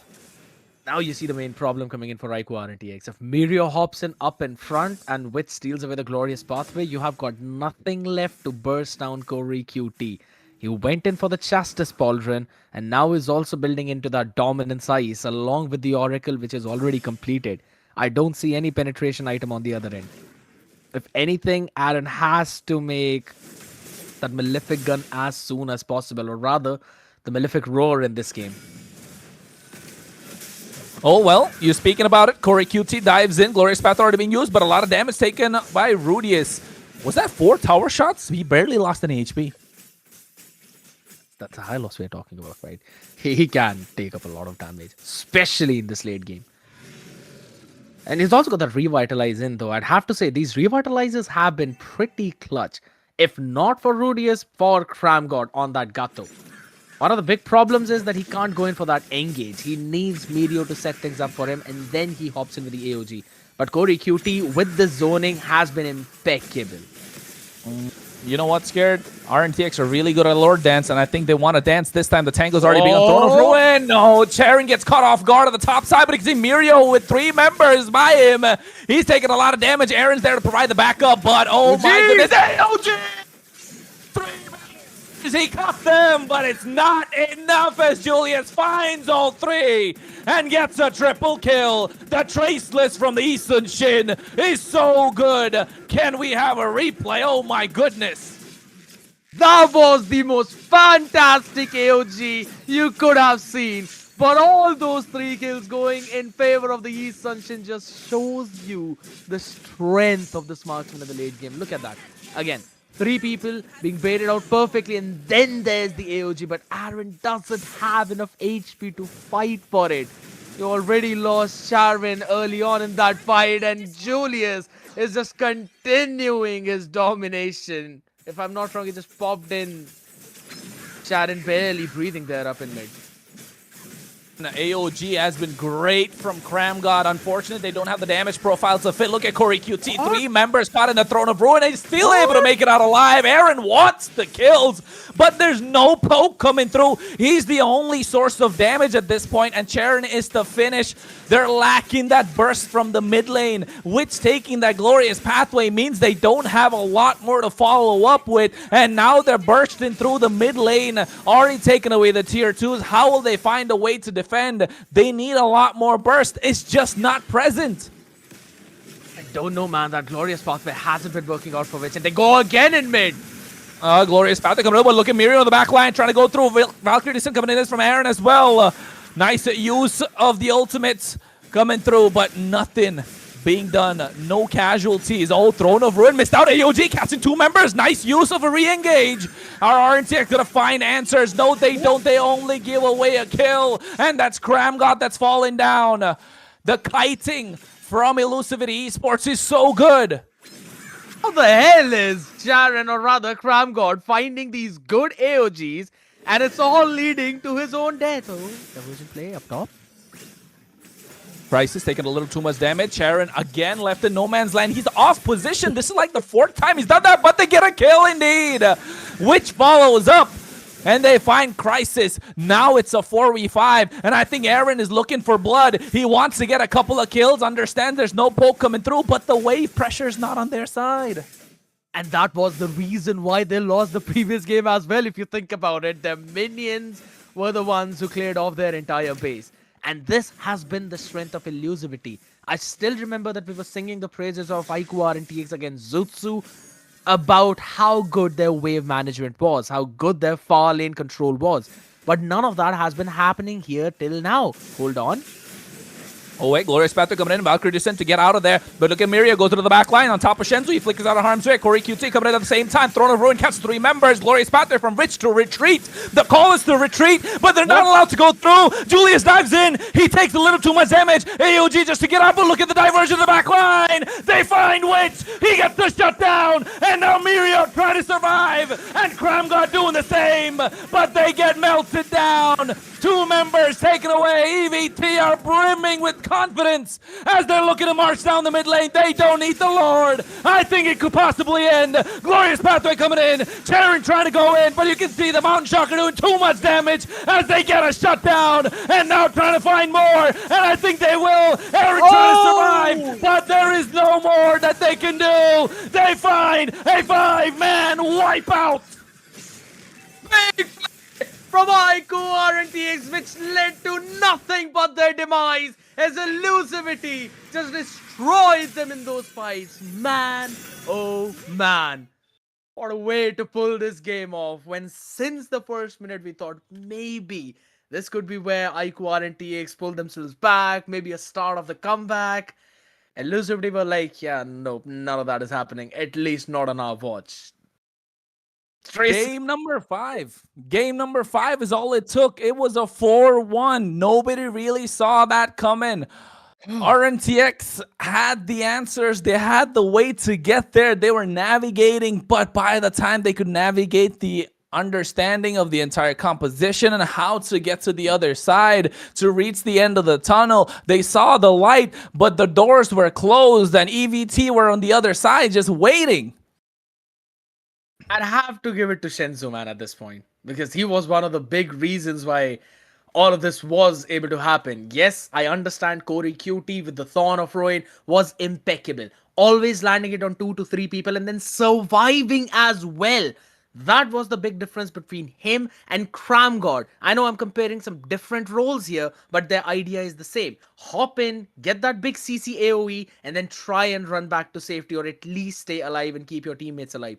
Corey QT did that job fantastically on that Alice, which gave enough room for Shenzu to kite around, run away, reposition. That freedom is exactly what you're looking for if you're the mid laner, right? This is just well orchestrated play from Elusivity. Really well done, and I think also the fact that they kind of cornered them with that mid lane, right? With that mid lane pick. We can talk about the way that it was worked out, but Scared, you got to give it to the draft. They choked down the mid lane so hard. They forced Witch on a Valentina. It was, like you mentioned, it was either Valentina or it was supposed to be that Novaria, which is a pocket pick. They were ready for the Novaria with the Glorious Pathway. It could have worked out on the side of RNTX, but the Valentina was forced. And immediately on the other side, that Lu Yi, yeah, it looked disastrous. And RNTX had one game plan to try and win. They needed to shut down this Lu Yi, which they did not do the entire time. And EVT, they had the front line, they had the dive, they had Corey QT on top of the opposition, and there was nobody to melt him down. Unfortunate. And here's the big thing, right? In this kind of draft, you do not deal with Corey QT. You let Witch try and kite around and survive against that Alice, while the rest of your members, 3 of you, you have to take care of the Louis as well as the Ascension on the other side. That is one of the main idea which IQ and TX were not able to pull. And again, its constant presence of that front line, the high loss with the Glorious Pathway was the big problem. Constantly popping it up on their faces. They couldn't do anything. And I love the build as well. He went in full physical defense. You had the Justice Pauldron, Dominance Eyes, Anti-Cuirass. That is just entirely shutting down almost 80% of your damage. The only magic source you have is going to be Witch. And he's a Valentina. What is he going to do against a high loss? Nothing. But you know what, Scared? I think regardless of the way that RNTX played or how Elusivity kind of outplayed them in most of the games, but I would say you can see a steady growth coming in from RNTX, right? And it's the future only looks bright for the entire for the entire team. They need to find small things that they need to fix, tweak, but and if they do, it will be a great team to look out for in the future. But right now, EVT are just better. They had some nice pocket picks as well, right? For RNTX, I can keep on singing their praises too because they did make it into the grand finals, but I have to give the credit where it's due. Julius on the Yi Sunshine, 8, 3, and 7.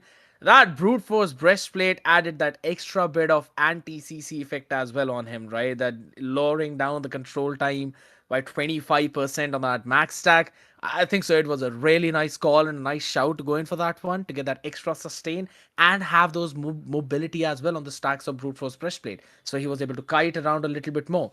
I absolutely loved the way how he was playing. And yes, we are seeing that constant improvement from RNTX. I think so. The same could be said from Elusivity. The competition is rising at a steady pace. 100% kill participation, bro. That's what I'm looking at. 100% kill participation coming in from Julius on a Eastern Shin. As a Eastern Shin main, I'm happy. I'm proud of the way that he played. He got taken off a couple times, but then again, you said it. He was still able to get ahead in terms of levels. He was still having the farm. 14% damage taken, 23% damage dealt. A nice itemization. That brute force breastplate that we spoke about in the game, Scared. You remember when I pointed out the brute force breastplate? He was building it up at that point. That was the difference maker to survive that massive AOG that came in from Cramgod. If he did not have that, he would have been dead, and this game could have been completely flipped the other way around. I agree. And again, on the back of that, one additional item. This is why I always double down and triple down on those itemizations. Every single half item that you make in this game can actually be the difference maker between that win as well as the learn. So I love it. Just adding that extra bit of sustain on the back of it. Julius just making sure that he was the main pivot of his entire team. With the amount of tankiness that was already provided to you by both the Hylos as well as the Alice. He was constantly there, kiting around the Leo mod, kiting around Meteor as well. Who whenever wanted to dive in, he wanted to land that Landshaker in, but he just could not because there's no, uh, let's just say, immobile target on the other side. There's always people who are running around, including Shenzu. I know I'm not supposed to say this, but even him on the Louis, which is technically the most immobile mage in the game, he still was able to run away from all of that. So it's a pretty big play coming in from Elusivity. And again, a humongous congratulations to the boys for winning out that first place prize. Again, we've got to give it up for Elusivity Esports. Getting a 4-1 domination in the grand finals. You can see a bright future for this team. Yes, indeed. Can see a bright future there for that team. Hopefully they stick together. You never know. Maybe, maybe not. But then again, they're probably going to be running under a different name in the future. But for now, congratulations to them. Elusivity Esports getting the title of the Indian Championship Series, powered by Vista Games, tech partner AOC Gaming, and of course brought to you by Zutsu. And if you ask me, Scared, it has been one heck of a day, and Zutsu Esports put up a great show for us. And you did as well. And of course, the supporting casters that were there the entire time, Debbie and Ray. It has been a great time. Let's not forget Suhas and Suki, who put out the work as well. I've had a great time. I think we're done. Scared. You got any last words? Or let's just get out of here.